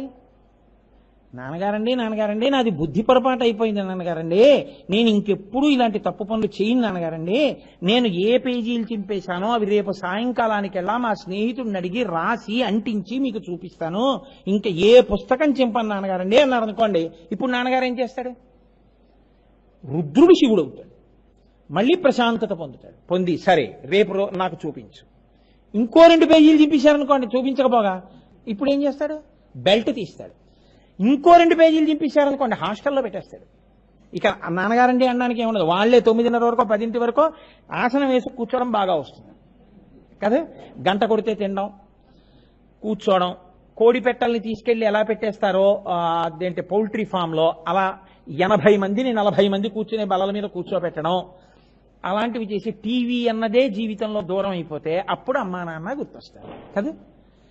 అదే ఈశ్వరుడు చేస్తాడు. దానికే ధర్మం అని పేరు. అందుకే శాస్త్రం అంది రుత్వా అంటే వేదవాక్కు ద్వారా ఆయన ఏం చేస్తాడంటే నువ్వు ఇలా ఉండు బోధ చేస్తాడు. నాకెవరూ చెప్పలేదు. Ignorance of law is no excuse. అయ్యో నాకు తెలియదండి వాళ్ళని చంపేయకూడదని చంపేశానండి, పొరపాటు అయిపోయింది, నాకు తెలియదండి చంపకూడదని అంటే ఏం ఒప్పుకోరు. నాకు వేదం తెలియదండి, నాకు తెలియదండి ఇలా చేయకూడదని, అందుకు నేను ఇలా సుఖాలు అనుభవించేశానండి అంటే ఈశ్వరుడేం క్షమించడం. నీకు తెలిసి ఉండి తీరాలి, నీకు తెలియకపోతే పెద్దల దగ్గర తెలుసుకోవాలి. అందుకే శృతి ప్రమాణం శృతిగా స్మృతిగా పురాణంగా పెద్దలుగా నలుగురిగా పెడుతుంది. అందుకే కాళిదాస మహాకవి రఘువంశ కావ్యం చేస్తూ ఒక మాట అంటాడు, శృతిని స్మృతి ఆవుని దూడ వెంబడించినట్టు వెంబడిస్తుంది, శృతి స్మృతిని పురాణము వెంబడిస్తుంది. కాబట్టి ఈ 3 కూడా తెలియకపోతే పెద్దల యొక్క ప్రవర్తన చూసి నువ్వు నేర్చుకోవాలి. అది రాకపోతే ప్రమాదములకు గురైపోతావు. అప్పుడు ఈశ్వరుడు ఏం చేస్తాడు? ధనస్సు పట్టుకుంటాడు, ఘోర రూపుడవుతాడు. ఘోర రూపుడైతే నీకు శిక్ష వేయడం ప్రారంభం చేస్తాడు. అప్పుడు ఏమవుతుంది? కన్నుల వెంట నీరు రావడం మొదలవుతుంది. అరే రే రే ఎంత పాపపు పని చేశానురా, ఇప్పుడు అనుభవిస్తున్నాను. పాపం చేసేయడం చాలా లోకంలో మీరు చూడండి, అందరూ సుఖాన్ని కోరేవారే. సుఖమునకు హేతువైనటువంటి నిషిద్ధ కర్మ భంజనం చేయడం కనబడదు. మీరు నా మాట పట్టుకున్నారో లేదో, విహిత కర్మాచరణం చాలా తేలికండి. మీరు స్నానం చేయండి అని నేను అన్నాను అనుకోండి, 5, 6, 7 స్నానం చేస్తారు. మీరు కోతిని జ్ఞాపకం తెచ్చుకోకండి అని నేను అన్నాను అనుకోండి, అదే మీకు గుర్తొస్తుంది. విహిత కర్మాచరణం తేలిక, నిషిద్ధ కర్మ భంజనం చాలా కష్టం. ఇది చెయ్యవద్దు అని అన్నాను అనుకోండి, అది చెయ్యకుండా ఉండలేను అంటారు. పైగా అది చెయ్యడం ఎంత తప్పు లేదో చెప్పడానికి ప్రయత్నం చేస్తారు. ఎందుకని? నేను చేస్తున్నది మంచిదే అని సమర్థించే ప్రయత్నం చేస్తారు. ఇది ఇంకా మౌఢ్యం, ఇది రావణ ప్రవృత్తి. అందుకే స్వధర్మో రక్షసాం భీరు సర్వధైనవ సంశయ గమనం వా పరస్త్రీణాం హరణం సంప్రమధ్యమా అంటాడు. ఇదే ధర్మం, రాక్షస ధర్మం. ఎత్తుకొస్తాను, ఏం తప్పేం సీత అంటాడు. ఏమైంది? 10 తలకాయలు పడిపోయి. అడిగినప్పుడు బానే ఉంటుంది, అనుభవంలోకి వచ్చినప్పుడు అనుభవిస్తావురా. నివర్తయమనో మత్త స్వజనే క్రీతాం మనః, తిప్పు మనసు, ప్రమాదంలోకి పోతావు అంది సీతమ్మ. విన్నాడా? 10 తలకాయలు తెగి కింద పడిపోయి. అంటే ధర్మం ధ్రియతే వాజనైరితి ధర్మం, మీరు పట్టుకోవాలి, అనుష్ఠించాలి. ఈశ్వరుడు ఎలా చెప్పాడో అలా చేస్తే ఈశ్వరుడు సంతోషిస్తాడు. ఆయన ఏదీ మిమ్మల్ని వద్దని చెప్పలేదు. ఆయన మిమ్మల్ని తినండి అని చెప్పాడు. సాత్విక పదార్థములనన్నిటినీ ఆయన సృష్టి చేశాడు. చక్కగా మీరు ఈశ్వరుడికి నివేదన చేసి ధార్మికంగా ఈశ్వర ప్రసాదంగా మీరు తీసుకుంటే ఆయన ఎంతో సంతోషిస్తాడు. ఆయన మిమ్మల్ని నిద్రపోవద్దని చెప్పలేదు. నిద్రపోయే ముందు నిద్రాకాలిక సుఖమునిచ్చేటటువంటి శివనామం 11 మాటలు చెప్పి పడుకోమన్నాడు. ఇన్ని పరికిమాలిన మాటలు మాట్లాడిన వాళ్ళు పడుకోబోయే ముందు 11 మాటలు శివ శివ అని పడుకోలేరా? ఓ ఒత్తు లేదు, ఓ కొమ్ము లేదు దానికి. శివ ఏమిటి కష్టం పలకడానికి? 11 మాటలు శివ శివ శివ శివ అని పడుకోలేరా? లేచేటప్పుడు హరిహరి అంటూ లేవలేరా? ఈశ్వరుడు ఏం చెప్పాడో అది చేస్తే ఈశ్వరుడు ప్రీతి చెందుతాడు. ఈశ్వరుడు ప్రీతి చెందితే నాన్నగారు చెప్పినట్టు నడిచాడు పిల్లాడు. నాన్నగారు సినిమాకి తీసుకెళ్తాడు. ఊళ్ళోకి సర్కస్ వచ్చింది, పిల్లాడికి తెలియదు. నాన్నగారు టికెట్లు పట్టుకొచ్చి రారా సర్కస్కి వెళ్దాం, మీ మాస్టర్కి నేను చెప్పాను ఇవాళకి ప్రైవేట్కి రాడని చెప్పాను, నేను బెంగలేదులే రా నాతో అని చెప్పి సర్కస్కి తీసుకెళ్తాడు. మీరు ధర్మంలో నిలబడితే ఈశ్వరుడు మీకు అన్నీ ఇస్తాడు. మీరు చూడండి, అందుకే రాముడు రామాయణంలో ధర్మంలో నిలబడ్డాడు. పశువులు ఆయనకి సహకరించాయి. సీతమ్మ తల్లిని అపహరించినప్పుడు పర్వతాలు చెప్పడానికి భయపడ్డాయి, నదులు చెప్పడానికి భయపడ్డాయి. లేళ్లు జింకలు ఏడుస్తూ సీతమ్మ తల్లిని ఎటు అపహరించాడో అటు పరిగెత్తుకెడుతూ చూపించాయి రాముడికి. చెట్లు సహకరించాయి, జటాయువు పక్షి సహకరించింది, రాక్షసుడు విభీషణుడు సహకరించాడు, వానరుడు సుగ్రీవుడు సహకరించాడు, మనుష్యులు సహకరించారు. వీళ్ళు వాళ్ళు కాదు, అందరూ సహకరించారు. కారణం ఆయన ధర్మాన్ని పట్టుకున్నాడు. ఈశ్వరుడు ఎలా చెప్పాడో అలా బ్రతికిన వాడికి ఈశ్వరుడు యొక్క రక్ష సర్వకాలముల యందు ఉంటుంది. ఈశ్వరుడు ఎలా చెప్పాడో అలా కాకుండా సొంత బుద్ధితో బతుకుదాం అనుకున్నవాడు దాని ఫలితాన్ని కూడా అనుభవించవలసి ఉంటుంది. అది ఇచ్చేటప్పుడు మండుతాడు, జ్వలంతం ఆగ్రహిస్తాడు. ఆగ్రహించి ధనస్సు పట్టుకు నిలబడతాడు. ఏమిరా, నేను నీకెందుకు ఇచ్చాను, నువ్వేం చేస్తున్నావు? ఊరుకుని ఊరుకుని ఊరుకుని ఊరుకుని ఊరుకుని అయినా వినకపోతే ఆయన ధనస్సు పట్టుకు నిలబడ్డ తర్వాత ఏడవడం ఎలా ఉంటుందో తెలుసా అండి? నీకు అనుభవంలో ఉండదు. ఎందుకో తెలుసా? ఊళ్ళో రోగాలన్నీ ఎవరికి తెలుస్తాయంటే డాక్టర్ గారికి తెలుస్తాయి. ఆయన దగ్గరికి వచ్చిన వాళ్ళు సినిమా గురించి చెప్పరు. ఏం చెప్తారు? ఈ బల్ల నుంచి లేచి ఇంకోళ్ళు లోపలికి వచ్చారనుకోండి, ఏటే అందరూ తలకాయపోటు కడుపులో నిప్పి జ్వరమే చెప్తారు. ఎవడో ఏమీ చెప్పడంటే ఉన్నది ఆయన దగ్గరికి వచ్చేది ఎందుకు, అవే చెప్తారు. నాలబోటిగాడికి ఫోన్లు చేసేవాళ్ళు మా ఇంటికి వచ్చేవాళ్ళు ఏం చెప్తారో తెలుసా అండి? అయ్యా మిమ్మల్ని ఒక్కసారి ఒంటరిగా కలుసుకుందాం అనుకున్నాం అన్నాడంటే బాంబు పడిపోయిందని లెక్కే. ఎందుకు చెప్తాడో తెలుసా? అది ఇంట్లో ఏదో భయంకరమైనటువంటి ఎవరికీ చెప్పుకోలేని బాధ వచ్చింది. ఎందుకు వచ్చింది? ఇప్పుడు అంటాడు, ఏం చేయమంటారండి అంటాడు. ఈ బుద్ధి నీకు ముందుండి అసలు చెయ్యకూడదు చేయకుండా ఉంటే ఈ ఏడుపు ఎందుకు వచ్చి ఉండేది నీకు? ఇది నమస్తే రుద్రమన్యవ ఉతోత ఇషవే నమః. ఈశ్వర మా మీద కోపడకండి. నమస్తే అస్తు ధన్వనే బాహుభ్యాముతతే నమః. మీ బాహువులకి నమస్కారం, మీ చేతిలో ధనస్సుకి నమస్కారం.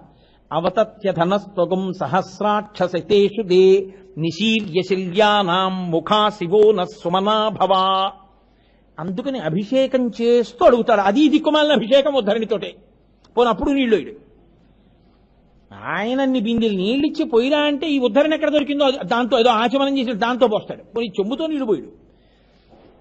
ఆయన్ని చల్లబడు చల్లబడు చల్లబడు తండ్రి, వేడిగా ఉండకు వేడిగా ఉండకు వేడిగా ఉండకు అని చల్లబడు చల్లబడు పదార్థం వెంట పదార్థం పోసి శుద్ధజలం పోస్తూ సమంత్రకంగా అడుగుతారు. ఈశ్వర ఏం చేస్తారో తెలుసా? నాకు బుద్ధి వచ్చింది కదూ, ఇప్పుడు ఆ బాణాలను తీయండి. ఇలా కదూ పట్టుకున్నారు, ఇలా వింటినారికి తొడుగుతున్నారు కదా, తొడక్కండి, ఇలా దింపేయండి. ఇలా దింపేసి బాణాన్ని తూనీరంలో పెట్టేటప్పుడు ములుకు పైకి పెట్టుకోరు. అలా పెట్టుకుంటే వాడికి తూనీరం పెట్టుకోవడం రాదు, వాడి తీసిన వాడి వెళ్ళేది అయిపోతాయి. అది ములుకులు కిందకి పెట్టి బాణం ఎక్కడ సంధిస్తారో దాన్ని పెట్టుకుంటారు. దాంతో ఇలా తీసి తీయగానే ములుకు శత్రువు వైపు పెడుతుంది. అదే అసలు భయంకర స్వరూపం.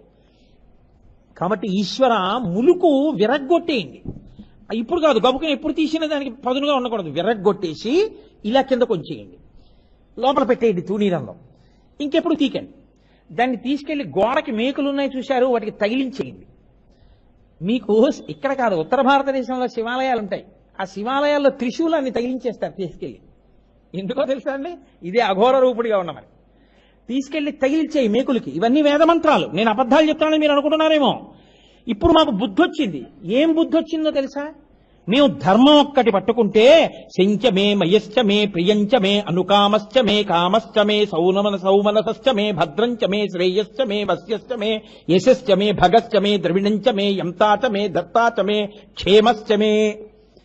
ఈశ్వర ఇది అది అని ఏమి మాకు అమృతంచమే యక్ష్మంచమే నామయశ్చమే దీర్ఘాయుత్తంచమే నమిత్రంచమే భయంచమే సుగంచమే సుదినంచమే సూషాచమే అన్నీ మాకు నువ్వు ఇస్తావు. కొడుకుల్ని ఇస్తావు, కొడుకులకి బుద్ధి చెప్పగలిగినటువంటి శక్తినిస్తావు, పెద్ద పెద్ద వ్యాధులు రాకుండా హాయిగా ఉండగలిగినటువంటి స్థితినిస్తావు, తిన్నది జీర్ణం అయ్యేటట్టుగా అనుగ్రహిస్తావు, మాకు ఆరోగ్యం ఇస్తావు, మంచి సంపత్తినిస్తావు.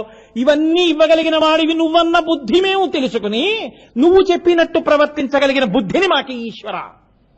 ఇది లేక నువ్వు ధనస్సు పట్టుకునేటట్టు చేసుకున్నావు. కాబట్టి ఈశ్వర, నువ్వెప్పుడు నాకు ధనస్సు పట్టుకుని కనపడకూడదు, ప్రసన్నమూర్తివై కనపడాలి, సంతోషంతో కనపడాలి తండ్రి.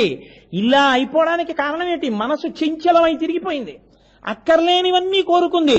సదామోహాటవ్యాం చరతి యువతీనాంకుచగిదౌ నటత్యాసా శాఖా స్వటతి జడితి స్మైరమభిత కపాలిన్ భిక్షోమే హృదయ కపి మత్యం తచ్చపలం దృఢం భక్త్వా బద్ధ్వా శివ భవత దీనం కురివిమో. ఈశ్వర, ఈ మనస్సు కోతి అక్కర్లేని వాటన్నిటి మీద తిరుగుతోంది, ధనం మీద తిరుగుతోంది, కామానికి స్త్రీల మీద తిరుగుతోంది. అందుకే దీన్ని తీసుకెళ్లి నీ పాదాలకేసి కట్టేసేయి. లేదా నువ్వు ఆది భిక్షువి కదూ, నీ చేతిలో కోతి ఉంటే బాగా వేస్తారు భిక్ష, కాబట్టి ఈ కోతిని నువ్వు పట్టుకుని వెళ్ళిపో. అప్పుడు నాకు ఈ చాంచల్యం ఉండదు, నీ పాదముల దగ్గర పడి ఉంటాను. ఈ భావాన్ని అందుకున్నాడు దుర్జటి. ఇదే మాట దొంగ అని మార్చి చెప్పాడు. తమకంబప్ప పరాంగనాజనుల పరద్రవ్యంబులన్ మృత్యులింగ మహోద్యోగము చేయు మనము దొంగం బట్టి వైరాగ్య పాశంబులం చుట్టి బిగించి నీ చరణస్తంభంబునం కట్టివైచి ముదంబెన్నడు కల్గజేయ గదవో శ్రీకాళహస్తీశ్వర అన్నాడు. ఇది దొంగ, నువ్వు ఇచ్చినవి తప్ప అక్కర్లేనివన్నీ వెతుక్కుంటోంది. ఎలా పరులది నాది చేసుకుందామా అని ఆలోచిస్తోంది. ఇటువంటి దొంగను అప్పచెప్పేశాను నీకు. స్తంభానికి కట్టేయాలిగా, దొంగ కనపడితే అందరికీ తెలియాలి దొంగ అని. కాబట్టి ఈశ్వరా, నీ కాళ్ళు అనేటటువంటి స్తంభాలకు కట్టేయి, నీ పాదాల దగ్గర పడుంటానన్నాడు దుర్జటి. ఇది లేకపోతే ఏమవుతుందంటే, ధర్మమునందు అనురక్తి నశించిపోతే అధర్మమును పట్టుకుంటాడంటే నిషిద్ధ కర్మ, ఈశ్వరుడు ఏది చెయ్యొద్దన్నాడో దాన్ని పట్టుకుంటాడు. ఇప్పుడు ఈశ్వరుడు ఏది చెయ్యొద్దంటే దాన్ని పట్టుకున్నాడో దాని వలన ఈశ్వరుడు యొక్క క్రోధమునకు గురవుతాడు. గురైతే ఏమవుతుంది? ఆయన భయంకరమైన శిక్ష వేయడానికి ఘోర రూపంతో నించుంటాడు. ఆ స్థితి రాకుండా ఉండాలి అంటే నాన్నగారు చెప్పిన మాట వింటే నాన్నగారికి ఎంత చెయ్యాలో మనకి తెలుసు. అందుకే మీరు రాముణ్ణి చూడండి. జనక మహారాజు గారు గబగబా స్వర్ణ కలశంలో నీళ్లు పట్టుకుని వచ్చి, శివధనస్సుని విరగొట్టావు కదయా, ఇదిగో నీకు కన్యాదానం చేస్తున్నా, సీతమ్మని బుచ్చుకో అన్నాడు. ఇవ్వడానికి నువ్వెవరు, బుచ్చుకోవడానికి నేనెవరు? నా ఎడం పక్కన కూర్చోవడానికి, భార్యాస్థానంలో కూర్చోవడానికి ఎవరు యోగ్యురాలో నిర్ణయించవలసిన వాడు మా నాన్నగారు. నాకు విద్య నేర్పినవాడు, బుద్ధులు నేర్పినవాడు, గాయత్రోపదేశం చేసినవాడు, విని విద్య నేర్పినవాడు, నా గురించి అహరహం పరిశ్రమించినవాడు నా తండ్రి దశరథుడు. ఆయన్ని చెప్పమను, పెళ్లి చేసుకుంటా, లేకపోతే నేను బుచ్చుకోనన్నాడు. నేర్పాడు ఈశ్వరుడు. అందుకే మనకి పెద్దలు ఒక మాట చెప్తుంటారు, ఏదైనా ఈశ్వరుడిస్తే పుచ్చుకోవడం నేర్చుకుంటే, నీ వెంపర్లాటను వదులుకుంటే నీ అంత ఐశ్వర్యవంతుడు లేడు. నీవు వెంపర్లాట పడి పరిగెత్తడం నేర్చుకుంటే నీ అంత దరిద్రుడు లేడు. ఎవడు దరిద్రుడు? ఇద్దరే దరిద్రుడు లోకంలో. ఆకలేసినప్పుడు తినడానికి లేనివాడు, ఉండి ఆకలేసినప్పుడు తినడానికి సమయం లేనివాడు. కాదా? ఇద్దరు దరిద్రులే. ఆకలేసింది తినడానికి లేదు దరిద్రుడు, ఆకలేసింది తినడానికి సమయం లేదు, డబ్బు కోసం తిరుగుతుంటాడు ఎప్పుడును. కావాలంటే ఎసిడిటీకి ఒక టాబ్లెట్ వేసుకుంటాడు, కానీ అక్కడ తిరగడం మాత్రం మాండవు. ఆ వెంపర్లాట నాకు ఈశ్వర. అర్థమనర్థం భావయ నిత్యం మూఢజహీహి ధనాగమ తృష్ణ కురు సద్బుద్ధిం మనసి వితృష్ణ ఎల్లభసే నిజ కర్మోపాత్తం విత్తంతేన వినోదయ చిత్తం. శంకర భగవత్పాదులు సుత్తి పెట్టి కొట్టి చెప్పారు. కిం వానేన ధనేన వాజికరిభిప్రాప్తేన రాజ్యేన కిం కిం వా పుత్ర కళత్ర మిత్ర పశుభిర్దేహేన గేహేన కిం జ్ఞాతైతక్షణ భంగురం సపతిరోత్యద్యం మనో దూరతః స్వాత్మార్థం గురువాక్యతో భజ భజ శ్రీ పార్వతీ వల్లభం. తిరిగావు అధర్మ మార్గంలో, అక్కర్లేని పనులన్నీ చేశావు, డబ్బు తెచ్చావు, మేడలు కట్టావు, మిద్దులు కట్టావు, భూములు కొన్నావు, బంగారం కొన్నావు, డబ్బు దాచావు, అన్నీ చేశావు. నీ శరీరం ఏమైంది? జర్జరీభూతం అయిపోయింది, వృద్ధాప్యం వచ్చేసింది. ఇది విడిచిపెట్టి వెళ్ళిపోతున్నాడు జీవుడు. ఎవరొస్తారు నీ వెంట? కాయము వీడి జీవుడతి కంపిత చిత్తత నేగుచుండవో నాయనయంచు ఎచ్చు నిజ నందన నందినులైన కాని కందోగిని భస్మములు తొలుత దుఃఖమహంబుది సొచ్చుపత్నియం కాయము వీడి రారు కథ చేసిన కర్మము పుణ్యము తప్ప శంకరా. ఎవరు రారే నీతో? తల్లి పార్వతీదేవి అనుశాసనిక పర్వంలో మహాభారతంలో ఒక ప్రశ్న వేసింది శంకరుణ్ణి. ఇన్ని ప్రశ్నలు వేసిందో లోకానికి చెప్పిద్దామని ఆవిడికి తెలియకేమిటి, శివ మీరు శ్మశానంలో ఎందుకుంటారని అడిగింది. అంటే ఆయన అన్నాడు, మంచి ప్రశ్న వేసావు పార్వతి, దీని మీదే లోకంలో అక్కర్లేని కొట్లాట్లన్నీ కొట్టుకుంటూ ఉంటారు నా గురించి, ఎందుకుంటానో తెలుసా? బ్రహ్మగారు ఒకసారి అడిగాడు, లోకంలో భూతప్రేత పిశాచాలన్నీ పుట్టే స్థానం, ఉండే స్థానం, వాటికి పెద్ద రెసిడెన్షియల్ క్వార్టర్స్ శ్మశానం. వాళ్ళందరూ ఏం చేస్తారంటే చీకటి పడ్డాక వస్తారు. ఎక్కడికి వస్తారు అనుకుంటున్నారు? గుళ్ళోకి వస్తారు, గోపురానికి వస్తారు, మీ ఇంటికి వస్తారు, మా ఇంటికి వస్తారు. వచ్చి వాళ్ళు ఎక్కడ కూర్చుంటారో తెలుసా అండి? చాలా మంది తెలియక పూజ గదిలోకి వెళ్ళాలనుకుంటారు. వాళ్ళు కూర్చునేది పూజ గదిలోనే కూర్చుంటారు. ఎందుకో తెలుసా? మీరు సూర్యోదయానికి నిర్మాల్యం తీయకపోతే వాడు పువ్వు వేసేస్తాడు, రాక్షస పూజ అయిపోతుంది, ఇంట్లో దుఃఖం వస్తుంది. కాబట్టి ఇప్పుడు వాడు వచ్చి కూర్చుంటాడు. మీరేమనాలి? అందుకే ఉత్తిష్టంతు భూత పిశాచాహ. ఇక్కడ నేను ఉంటే కదా కోటేశ్వరారు మీరు ఒకసారి ఇక్కడ లేవండి అన్నాం, నేను ఇక్కడ లేవకపోతే నన్ను లేమంటే కాసేపు ఆగి నేను వెళ్ళిపోతాను. మీరు వచ్చి కోటేశ్వరారికి పుష్పమాల వేయుచున్నాను అన్నాను అనుకోండి, పిచ్చే వెర్రే అంటారు మిమ్మల్ని. ఉత్తిష్టంతో భూత పిశాచాహ, ఓ భూత పిశాచములారా మీరు లేవండి అంటున్నారు. మీరు పూజ గదిలోకి వెళ్ళి అంటే ఉంటే కదూ లేమండం, ఉన్నాయి కదూ. ఎక్కడి నుంచి వచ్చాయి? శ్మశానంలోంచే వస్తాయి. వచ్చి లోకం మీద పడి అల్లరి చేస్తుంటాయి. బ్రహ్మగారు అన్నారు, కష్టపడి నేను సృష్టి చేసి వదులుతున్నాను, అసలు సృష్టి చేసిన దగ్గర నుంచి గర్భిణీ స్త్రీని ఎలా పాడు చేద్దాం, శిశువుని ఎలా పాడు చేద్దాం అని వాళ్ళు తిరుగుతున్నారు. కాబట్టి శివ మీరు పని చేస్తారా?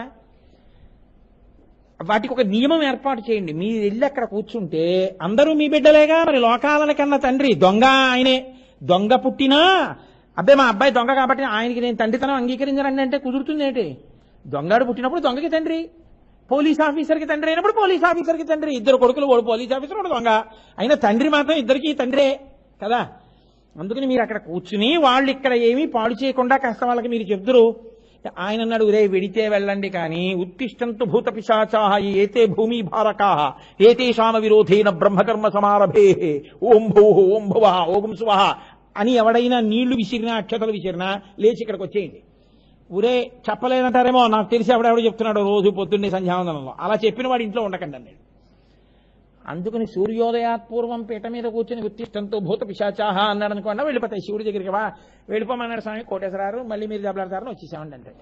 అలా అనలేదనుకోండి, మీరు నా అంతవాడిని నేను మీరు తిరుగుతూ కూర్చున్నారు కూడా వాళ్ళు చక్కగా మీ ఇంట్లోనే ఉంటారు. వాళ్ళు ఏం వెళ్ళిపోమనలేదు స్వామి, మేము ఎందుకు వచ్చేయడం అని అక్కడ. ఆయన ఎప్పుడైనా ఏటో వాడు చాలా రోజులు అయిపోయింది మహాకరాల అంటే ప్రజెంట్ సార్ అని ఒకసారి కనపడి, ఎరా నువ్వు రావట్లేదు అంటే వాడు ఎప్పుడూ ఉత్తిష్టంతో అనలేదు సార్, అక్కడే ఉన్నానంటాడు.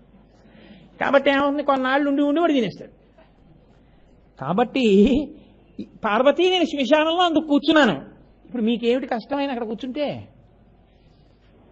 అస్తమానం ఆయన అదే పేరుగా తిట్టారనుకోండి, ఆయన లేచి వెళ్ళిపోతాడు ఎప్పుడు ఉత్తరం సర్దుకుని. వాళ్ళకి బుద్ధి లేదు, నేను ఎందుకు కూర్చున్నానో తెలియట్లేదు. వాళ్ళు వచ్చి మేము ఏర్పడతారు, అప్పుడు తెలిసి వస్తుంది అలా ఆయన నిందించినందుకు. ఈశ్వరుడు శ్మశానవాసి మీ మంగళత్వం కోసమే. ఆవిడ అడిగింది ఒకప్పుడు, ఏమయ్యా పినాకపాణి అని పేరు కూడా పెట్టుకున్నావే ఆ ధనస్సు పట్టుకుని, ఎందుకు వచ్చింది ఈ పేరు నీకు? ఏమిటి నీకు ఆ సంతోషం పినాకం అంటే అంది. అంటే అప్పుడు ఆయన చెప్పాడు రహస్యం. ఎప్పుడో పూర్వం కృతయుగ ప్రారంభంలో కణ్వుడు అనబడేటటువంటి ఒక మహర్షి అద్భుతంగా తపస్సు చేశాడు. ఆయన తపస్సు చేసినప్పుడు ఆయన తపస్సు చేసినటువంటి పుట్ట మీద ఒక పెద్ద వెదురు బొంగు పైకి లేచింది.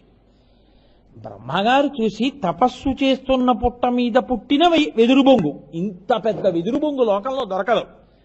ఇంత శిల్పులు చూడండి, నదిలో 500 ఏళ్లు నానిపోయిన శిలండి, మంచి శిల్పం చెక్కుతాం మఠంలో పెట్టిద్దామని మఠాధిపతులను అడుగుతూ ఉంటారు. అలా ఇంత గొప్ప వెదురు బొంగు దొరకదని అది తీసుకుని 2 ధనస్సులు తయారు చేశాడు ఆయన. ఒక దాని పేరు పినాకము, ఒక దాని పేరు శారంగము. ఒక దాన్ని పట్టుకెళ్లి విష్ణుదేవుడికి ఇచ్చన్నాడు, లోకాన్ని రక్షించవయా ఇది పట్టుకుని అన్నాడు. ఇది పట్టుకెళ్లి పరమేశ్వరుడికి ఇచ్చి ఘోర అఘోర రూపములతో ధర్మాన్ని నిలబెట్టవయా, అవసరమైతే అప్పుడప్పుడు శత్రువులను కూడా తప్పన్నాడు. అందుకని త్రిపురాసుర సంహారంలో పట్టుకున్నాడు.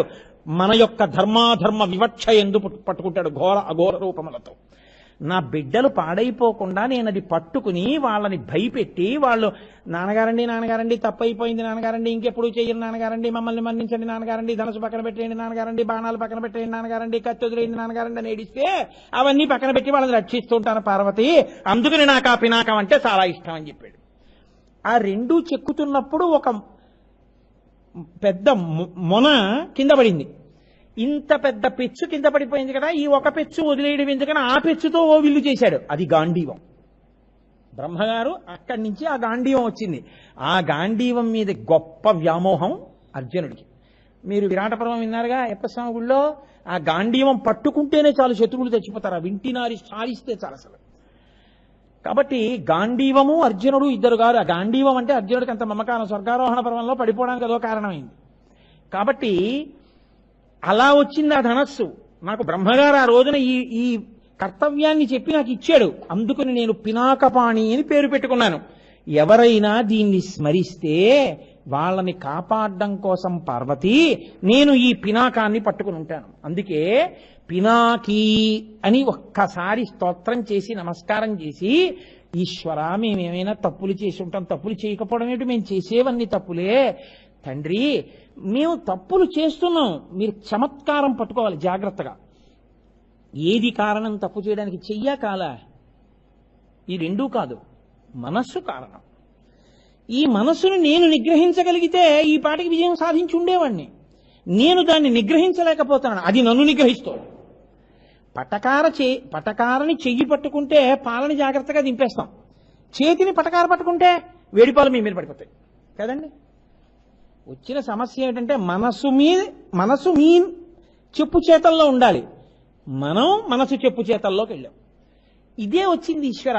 అందుకే మీరేం చేస్తారో తెలుసా, నా మనసుని మీ చెప్పు చేతల్లోకి తీసుకుని మీరు చెప్పినట్టు ప్రవర్తించేటటువంటి స్థితిని నాకు మీరు కల్పించండి. ఇది శరణాగతి అంటే. మీ బలహీనతని ఈశ్వరుడికి చెప్పడం శరణాగతి. అంతేకాని ఉట్టినే నోటితో వెళ్ళి లక్ష్మీ మహీతద రూప నిజానుభావ నీలాది దివ్య మహిషైకర పల్లవానాం ఆరుణ్య సంక్రమణత కిలసాంధ్ర రాగౌ శ్రీ వెంకటేశ చరణౌ శరణం ప్రపద్యే, అది శరణాగతి కాదు. తత్వం తెలుసుకుని మీ బలహీనతని ఈశ్వరుడికి చెప్పడం శరణాగతి. ఇది రుక్మిణీదేవి చేసింది, ఇది గజేంద్రుడు చేశాడు. అటువంటి శరణాగతి చేశారనుకోండి, మీతో ఈశ్వరుడు మళ్ళీ మళ్ళీ మంచి పనులు చేయిస్తాడు. అందుకే పెద్దవాళ్ళు మంచి పని చేస్తే వెంటనే వెళ్ళమనరు. మీరు గుళ్ళోకి వెళ్ళారనుకోండి, కూర్చుని వెళ్ళండి అంటారు. ఎందుకో తెలుసా అండి, ఓసారి కూర్చుంటే అద్దంలో చూడండి ఈశ్వరుణ్ణి అంటారు. మీరు ఇక్కడ ఆయన్ని చూస్తే మీకు అనుబంధం ఏర్పడితే మళ్ళీ మీరు అక్కడికి వస్తూ ఉంటారని. ఇదే మనం వెంకటాచలం కొండ మీదకి వెడితే అడుగుతాం, అహం దూరతస్తే పదాంభోజ యుగ్మ ప్రణామిచ్చ యాగచ్చ సేవాంకరోమి సకృచ్చేవ యానిచ్చ సేవా ఫలం త్వం ప్రయచ్ఛ ప్రయచ్ఛ ప్రభో వెంకటేశ. ఈశ్వర, జన్మానికి ఓ శివరాత్రిని 5 ఏళ్ల తర్వాత ఒక్కసారి ఎక్కడి నుంచో కాకినాడ నుంచి బయలుదేరి తిరుపతి వచ్చాను. 4 సంవత్సరముల 364 రోజులు లౌకికంలోనే గడిచిపోయి, ఒక్కరోజు ఇన్నాళ్ళకి తిరుపతి వచ్చా. తిరుపతి వచ్చినప్పుడు ఎంత బుద్ధిగా నీ సేవ కోసం వెంపర్లాడి ఆ క్యూలో నిలబడి నీ ప్రసాదాన్ని కళ్ళకద్దుకు తిని ఈ పూట కాఫీ పోతే పోయింది లేని వైకుంఠంలోకి వెళ్ళి నేను నీ కోసం శ్రమ పడ్డానో, అలా నేను కాకినాడ వెళ్ళిపోయాక కూడా నా బుద్ధి నీ సేవ యందు నిలబడుగాక. నీవు నాకు ఏ శరీరం ఇచ్చావో, ఏ ఇంద్రియములు ఇచ్చావో వాటిని వాడేటప్పుడు ఆ శక్తి వాడిచ్చాడు కాబట్టి వాడు చూస్తున్నాడని గుర్తుండి వాడేటప్పుడు నాకు జాగరూకత కలుగుగాక. ఇది శంకరాచార్యులు వారి సౌందర్యలహరిలో చెప్తారు. జపోజల్ప శిల్పం సకలమపి ముద్రా విరచన గతి ప్రాదక్షిణ్య క్రమణమచనాద్యాహుతి విధి ప్రణామ సంవేశ సుఖమఖిలమాత్మార్పణ దృశ సపర్యాపర్యాయస్తవ భవతు ఎన్మే విలసితం. ఈశ్వర, నేను ఇలా చెయ్యి కదపాలి అంటే నీ అనుగ్రహం ఉంది కాబట్టి కదులుతోంది. ఈ చెయ్యి కదలకపోతే వేలకి వేలు పెట్టి వైద్యం చేయించుకుంటున్న వాళ్ళు ఉన్నారు. మీ అనుగ్రహం ఈ చెయ్యి కదులుతోంది. ఈశ్వర, ఈ చేతులు కదిలితే మీ యందు భావోద్వేగంతో కదిలేట్టు చెయ్యండి. ఇలా అనడానికి ఈ చెయ్యి కదలకుండా మీరే అనుగ్రహించండి. జపోజల్ప శిల్పం, మాట మాట్లాడాను అంటే మూలాధార చక్రం దగ్గర నుంచి బయలుదేరినటువంటి వాయువు నోటిలోకి వచ్చి భావ పరంపరల చేత వాక్కుగా మారడానికి నా నోటిలోకి వచ్చినటువంటి వాయువుని నాలుక నర్తించి గాలిని నొక్కితే గాలి సొట్టలు పడి సొట్టలు వర్ణములై వర్ణములు పదములై పదములు వాక్యములై నాలో ఉన్న భావాన్ని బయటికి నోటి వెంట విడిచిపెడితే ఆ వాక్యములు మీకు వినపడితే ఆకాశగుణకమైనటువంటి శబ్దము మీ చెవులలోంచి లోపలికి వెడితే నాలో ఉన్న భావము మీలోకి వెడుతోంది. ఈ వాయు కదలిక అంతా, వాక్యముల నిర్మాణం అంతా ఈశ్వరామి అనుగ్రహం. లేకపోతే నాకు నువ్వు ఈ స్వరపేటికి ఇక్కడ పెట్టి ఉండకపోతే నేను మాట్లాడలేనుగా, ఆ స్వరపేటిక పోతే నేను పలకలేనుగా. కాబట్టి ఈశ్వర నువ్వు ఇచ్చావు దీన్ని, కాబట్టి నేను మాట్లాడే ముందు ఈశ్వరుడు ఇచ్చిన దాన్ని సక్రమంగానే ఉపయోగిస్తున్నానా, ఆయన చూస్తాడు ఏం మాటలు మాట్లాడానో అని పరాకు నాకు కలిగేటట్టు చెయ్యి. నేను తిరిగితే ఈ కదలిక శక్తి ఈశ్వరుడిచ్చాడు. నేను దేనికి తిరుగుతున్నానో, ఏ అవసరానికి తిరుగుతున్నానో, ఏ అనవసరానికి తిరుగుతున్నానో ఈశ్వరుడు చూస్తాడు. కాబట్టి తిరిగితే కుడి చుట్టూ తిరుగుతాను, లేకపోతే ఈశ్వరుడి చుట్టూ తిరుగుతాను. అనవసరంగా తిరగకుండా నన్ను నిగ్రహించు. ఆఖరికి నేను నిద్రపోతే ఈశ్వరా నీ నామం చెప్పి ఒక్కసారి అలా నిన్ను భావన చేస్తాను మనసులో. ఒక్కసారి నిన్ను భావన చేస్తూ నిద్రపోతాను. ఆ నిద్రపోయే ముందు ఒక్కసారి శ్రీశైల క్షేత్రంలో లలితాంబికాదేవిని పరమేశ్వరుణ్ణి ఊయలలో పడుకోబెట్టి లాలి లలితాంబ లాలి మా ఇంట వెలయుమా పద్మపాణి హరిసాటి నీలవేణి భక్తులను కల్న తల్లి అని, చాగంటి వారింట బాలకోమార్తెవై అని. అంటే మా ఇంటి పేరుతో మిమ్మల్ని అందరినీ పాడమని కాదు నా ఉద్దేశ్యం. మీ ఇంటి పేరు మీరు చెప్పుకోండి చక్క. కస్తూరి వారింట బాలకోమార్తెవై బంగారు రంగులా తిరుగుచుండు అని ఓ కీర్తన పాడుకుని పడుకోండి. దానికి సంగీతం అక్కర్లేదు. లేదు మీకు సంగీతం వచ్చు, మీ భార్యకు వచ్చు, చక్కగా ఉన్న కీర్తన చేయమనండి. ఆవిడ పక్కన పడుకుని పెద్ద కంఠంతో పాడక్కర్లేదు, చిన్న కంఠంతో చక్కగా ఏదో ఈశ్వర ఉభయనాంచారులతో కలిసి అలలచించెల్లమైన ఆత్మలందుండని కలవాటు చేసే నీ ఉయ్యాల అనుకుంటూ పడుకోండి. నిద్రా సమాధి స్థితి సంచార పదయో ప్రదక్షిణ విధి స్తోత్రాన్ని సర్వాగిర యద్యత్కర్మ కరోమి తత్తదఖిలం శంభో తవారాధనం అంటారు శంకర భగవత్పాదులు. మీరు వాడుకునేటప్పుడు ఈశ్వరుడిది వాడుకుంటున్నాను, నాది కాదు. ఈ ఎరుకతో మీరు వాడారనుకోండి దీన్ని, ఈశ్వరుడు సంతోషిస్తాడు. మీకు ఇచ్చిన సాధనాన్ని మీరు చక్కగా వాడుకుంటున్నారు, ఇది నాది అని వాడడం మొదలు పెట్టారనుకోండి, ఓహో అంతటి వాడివన్నమాట. ఈ పాటి అహంకరించడానికి ఇది అక్కర్లేదు, పెద్ద పులిగా పుడితే చాలు, కాబట్టి అది ఇస్తాడు అని.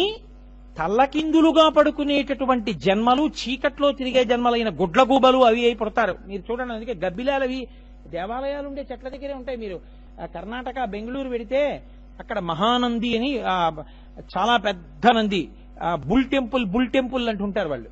పెద్ద నందీశ్వరుడు ఆయనకి దేవాలయం. మీరు ఆ దేవాలయం దర్శనం చేసుకుని బయటికి వచ్చి పక్కకెడితే పెద్ద పెద్ద చెట్లతో వనం, ఓహో చప్పుళ్ళు వినపడుతుంటాయి. ఏమిటని మీరు తలెత్తి పైకి చూశారనుకోండి, ఏకంగా 10 మీటర్లు 20 మీటర్లు అంతంత పెద్ద పెద్ద గబ్బిలాలు చెట్లకు పట్టుకుని వేలాడుతుంటాయి, రాత్రుళ్ళు ఎగురుతాయి. ఎంత దుర్వాసనో!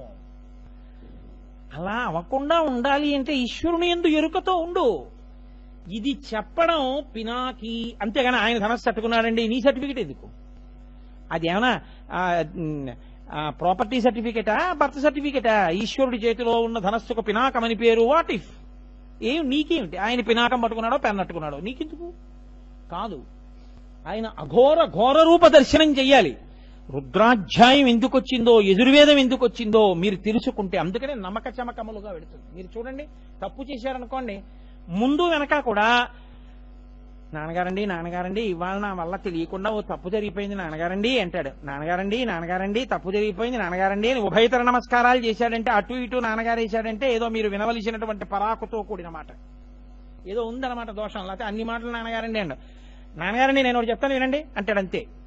అన్ని మాటలు నాన్నగారండి అన్నాడంటే ఏదో ఉంది. అందుకే నమస్తే అస్తు భగవన్ విశ్వేశ్వరాయ మహాదేవాయ త్రయంబకాయ త్రిపురాంతకాయ త్రికాగ్నికాలాయ కాలాగ్నిరుద్రాయ నీలకంఠాయ మృత్యుంజయాయ సర్వేశ్వరాయ సదాశివాయ శ్రీమన్ మహాదేవాయ నమః అంటూ ఉభయతర నమస్కారాలతో వెడుతుంటాయి.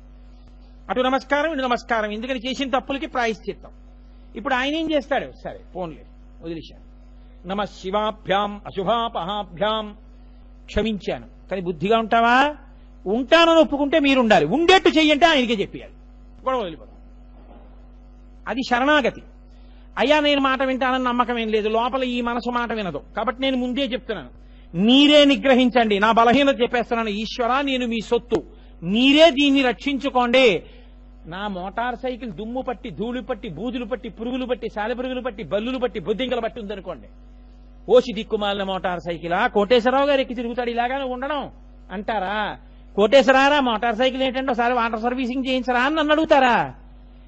ఈశ్వరా, నేను పాడయ్యాననుకో నిన్నే అంటారు. ఇంత పాడైపోతున్నవాడు నీకు ఎక్కడ దొరుకుతాడు? అదో గాంభీర్యం.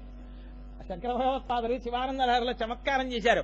అసారే సంసారే నిజ భజన దూరే జడధియా భ్రమం తం మామంధం పరమ కృపయా పాతుముచితం. ఈశ్వరా, నేను అంధుణ్ణైపోయాను, డబ్బు మీద వ్యామోహం ఎంత ఉన్నా చాలదు.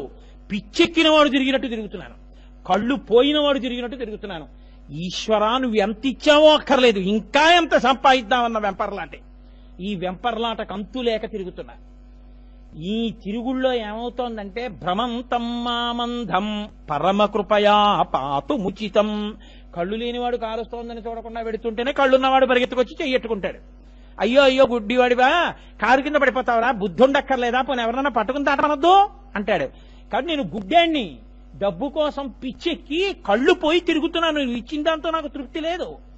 భ్రమం తమ్మామంధం పరమ కృపయా పాతుముచితం. తదన్య కోదీనః, నాకన్నా దీనుడు నీకు లోకంలో ఎక్కడుంటాడు? కాబట్టి నేనింత దీనుండి, నువ్వో అంతటి రక్షకుడివి. కాబట్టి ఏం చేస్తావు? నీకోడు బాగా దొరికాడు ఈశ్వర రక్షించడానికి, నువ్వు నన్ను రక్షించు. మీ బలహీనతని చెప్పడం ఎటువంటిదో తెలుసా అండి ఈశ్వరుడి దగ్గర? చాలా గమ్మత్తైన విషయం. నేను తరచూ ఒక విషయం చెప్తుంటాను. పరమాచార్య స్వామి వారి అనుగ్రహంతో రాజుగారు యుద్ధం చేస్తున్నారు. పక్కన తన సైన్యంలోనే భటుడోడు కనబడ్డాడు. ఒరే, రాత్రి నన్ను కలుసుకో 10 గంటలకి శిబిరంలో అన్నారు. ఆయన అన్నాడు, యుద్ధ భూమిలో రాత్రి వేళ సూర్యాస్తమయం తర్వాత మీరు శిబిరం వేసుకుని సమాలోచన చేస్తుంటే మంత్రులు సేనాపతులు లోపలికి వస్తారు, సామాన్య సిపాయిని నన్నెవడు పంపిస్తారన్నాడు. ఆయన అన్నాడు, ఈ ఉంగరం పట్టుకో, ఇది చూపించి లోపలికి పంపిస్తారన్నాడు.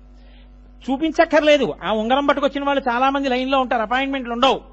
ఈ ఉంగరం పట్టుకుని నా శిబిరం చుట్టూ తిరుగుతుండే, ఎవరిని అడక్కు, వాళ్లే నిన్ను పట్టుకుని నా డిగ్రీ తీసుకొస్తారన్నాడు. ఇదేమిట్రో ఆయన ఉంగరం చూశాడు. ఆయన అది శత్రురాజు గారి ఉంగరం. అమ్మ బాబోయ్ మహాప్రభో, నాకు ఇది ఎందుకు అన్నాడు. అది పట్టుకు తిరగరా, రాత్రి నా శిబిరం దగ్గర వాళ్లే తీసుకొచ్చేస్తారు అన్నాడు. ఇప్పుడు రాజుగారి ముద్రిక ఉన్నవాళ్లు, రాజుగారి అనుమతి కోసం ఎదురు చూస్తున్న వాళ్ళు బారులు తీసి బయట విజిటర్స్ స్లిప్ ఇచ్చి కూర్చుని ఉన్నారు. ఈయన అగంతకుళ్లే తిరుగుతున్నాడు ఆ ఉంగరం పట్టుకుని. చీకట్లో ఎందుకురా నువ్వు ఇక్కడ తిరుగుతావు? అబ్బాయి ఏం లేదండి అన్నాడు. ఏది వెతికారు, శత్రురాజు ఉంగరం దొరికింది. ఊరే, వీడిని తీసుకెళ్లి అప్పచెప్తే మనకు ప్రమోషన్ వస్తుందా అని గబగబా తీసుకెళ్లి రాజుగారి దగ్గర పెట్టి, మహారాజా వీడి చీకట్లో శత్రురాజు ఉంగరం పట్టుకు తిరుగుతున్నాడు మీ శిబిరం దగ్గర, వీడి సంగతి నేను చూస్తాను, మీరు బయటికి వెళ్ళండి అన్నాడు. ఊరే, ఇందుకేరా ఇచ్చాను, వేల పట్టుని నిన్ను ముందు తీసుకొచ్చేస్తారని అన్నాడు. ఇప్పుడు నాకు చెప్పండి, శత్రురాజు ఉంగరం రాజదర్శనానికి మార్గం అయిందా లేదా? మీ మనసు మీ మాట వినకపోతే వింటలేదు అని శత్రువుగా ఉందని, శత్రురాజు ఉంగరం అయిపోయిందని పరాదేవతకి చెప్పండి, ఈశ్వరుడికి చెప్పండి, శంభుదేవుడికి చెప్పండి. ఆయన ఉన్నాడు ఆ మనసును మార్చి మిమ్మల్ని మీ వాణ్ణి చేసుకోవడానికి. అది నిజమైనటువంటి శరణాగతి. అది నడుస్తుంది రుద్రాధ్యాయం. ఈశ్వరా, కాబట్టి మా తప్పులు మన్నించు, నా బుద్ధి మార్చు, నువ్వు చెప్పినట్టు నేను బతికేటట్టు నన్ను అనుగ్రహించు. అందుకే నిత్యాభిషేకం చేసుకునేవాడికి ధర్మమునందు అనురక్తి కలుగుతుంది. ఎందుకో తెలుసా అండి? ఈశ్వరానుగ్రహ సంపన్నుడవుతాడు. కాబట్టి అబ్బో ఇంకా చాలు, పినాకీ వేళ దాటానప్పుడే అరగంట. కాబట్టి పినాకీ పాతి జగదితి పినాకం. ఇప్పుడు ఆయన రక్షిస్తున్నాడా భక్షిస్తున్నాడా? రక్షిస్తున్నాడు.